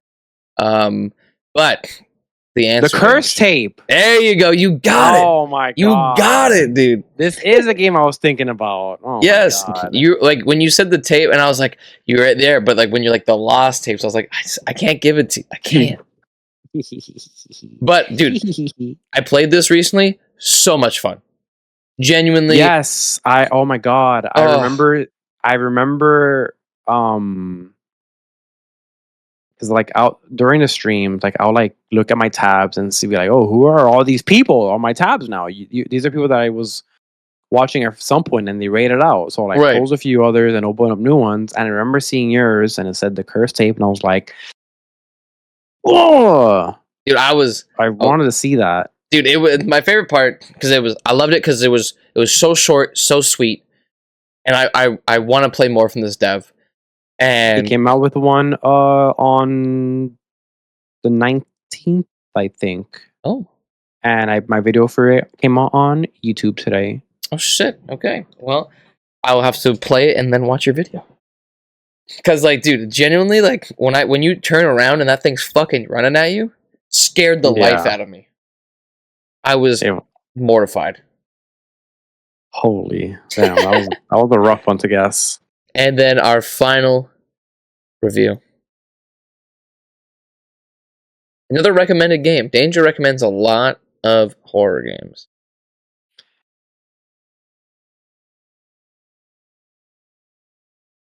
A few small breaks. Sorry, yeah, I'll read the review quickly. Pretty solid game with a few small breaks. This game but has its own horror elements which can catch you off guard with some jump scares. The story itself is neat and clear, with which I appreciated.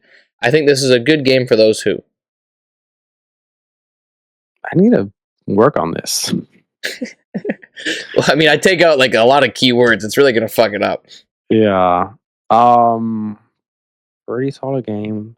Was catching me off guard is the few small breaks part. What the heck do I even mean by that? You want me to go to the next one? Yes. Oh.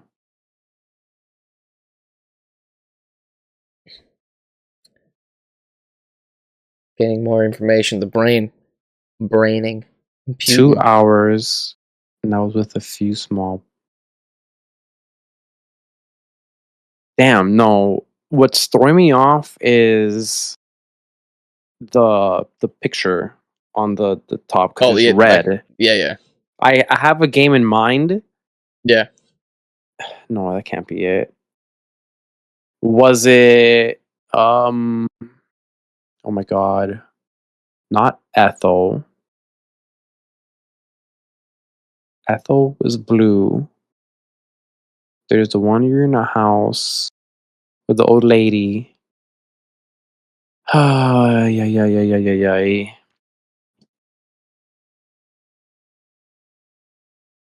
I have a game in mind, but I'm forgetting the name. Okay.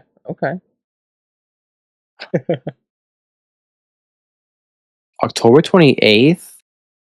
Um, my first guess, just to get it out there, it's not Ethel, is No. it? Okay. You want to see the game? Or do you want Yeah. to? Yeah. Yeah, let's get it. It is Puppet House. Oh, okay, yeah. I would not have gotten that one. I remember the game. Oh, that was.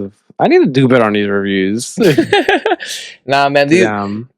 This is, like 6 months old at this point. I mean, I guess it's like 3 months old, but that's not the point. You play a lot of games, man.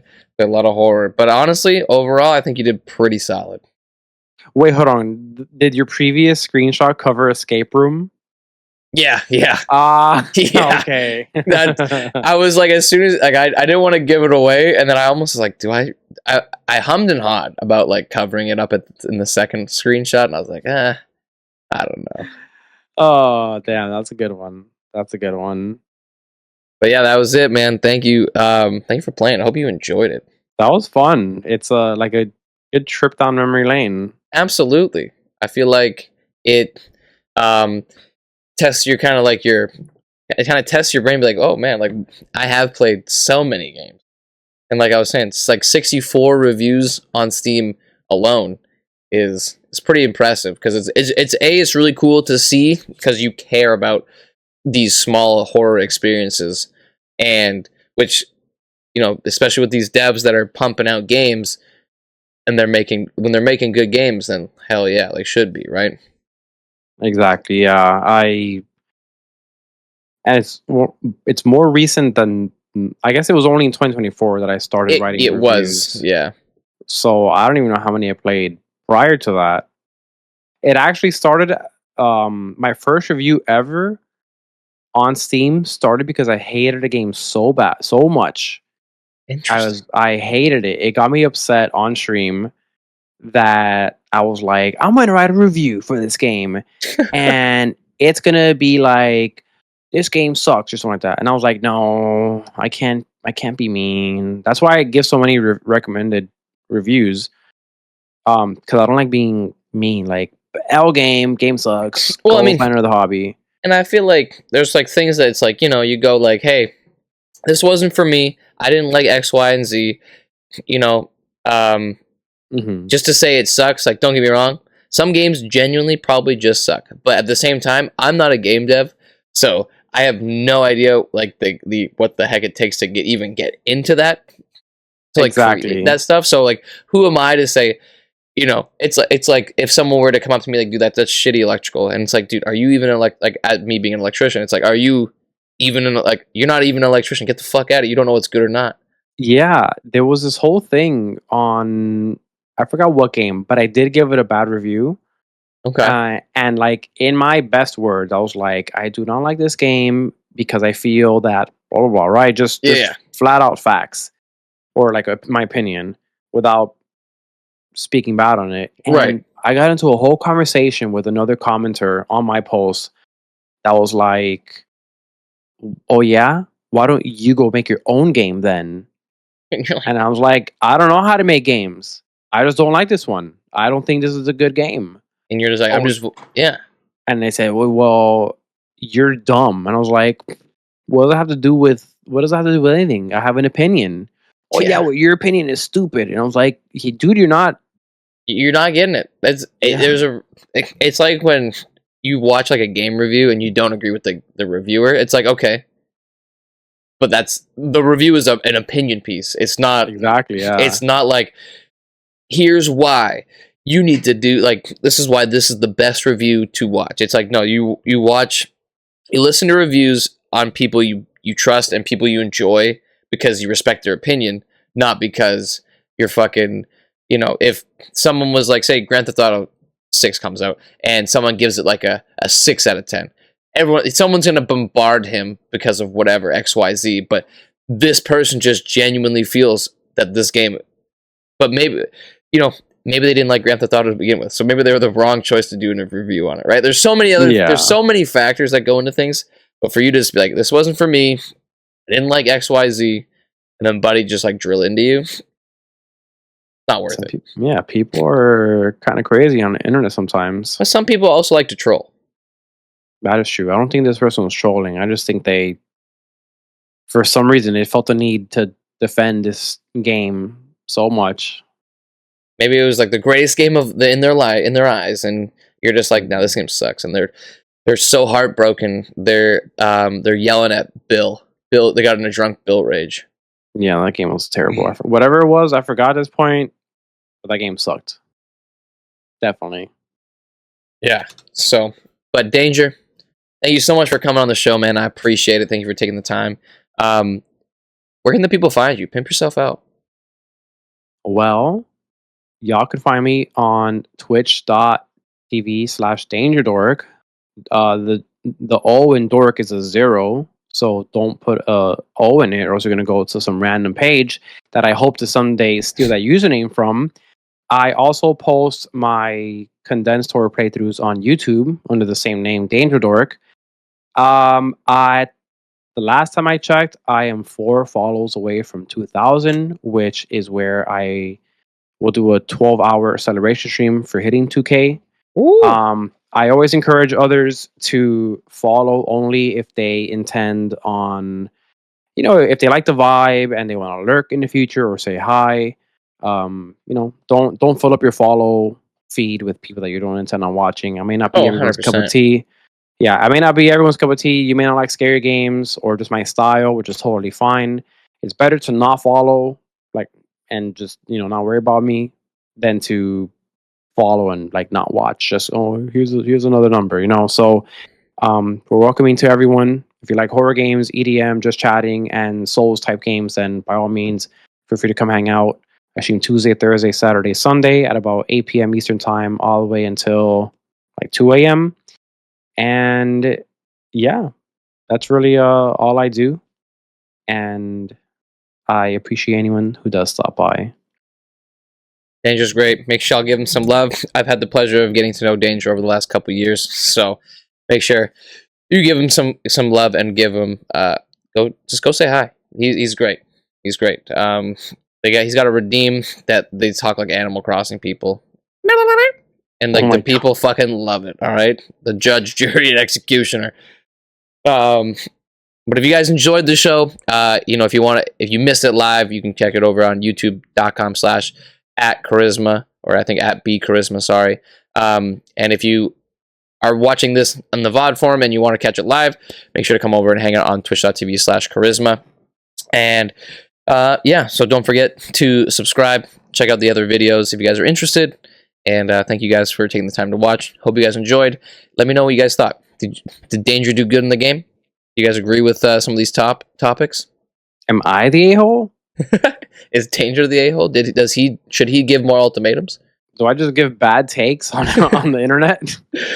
But thank you, everybody, and we appreciate y'all. And we'll catch you on the next one. Thank you.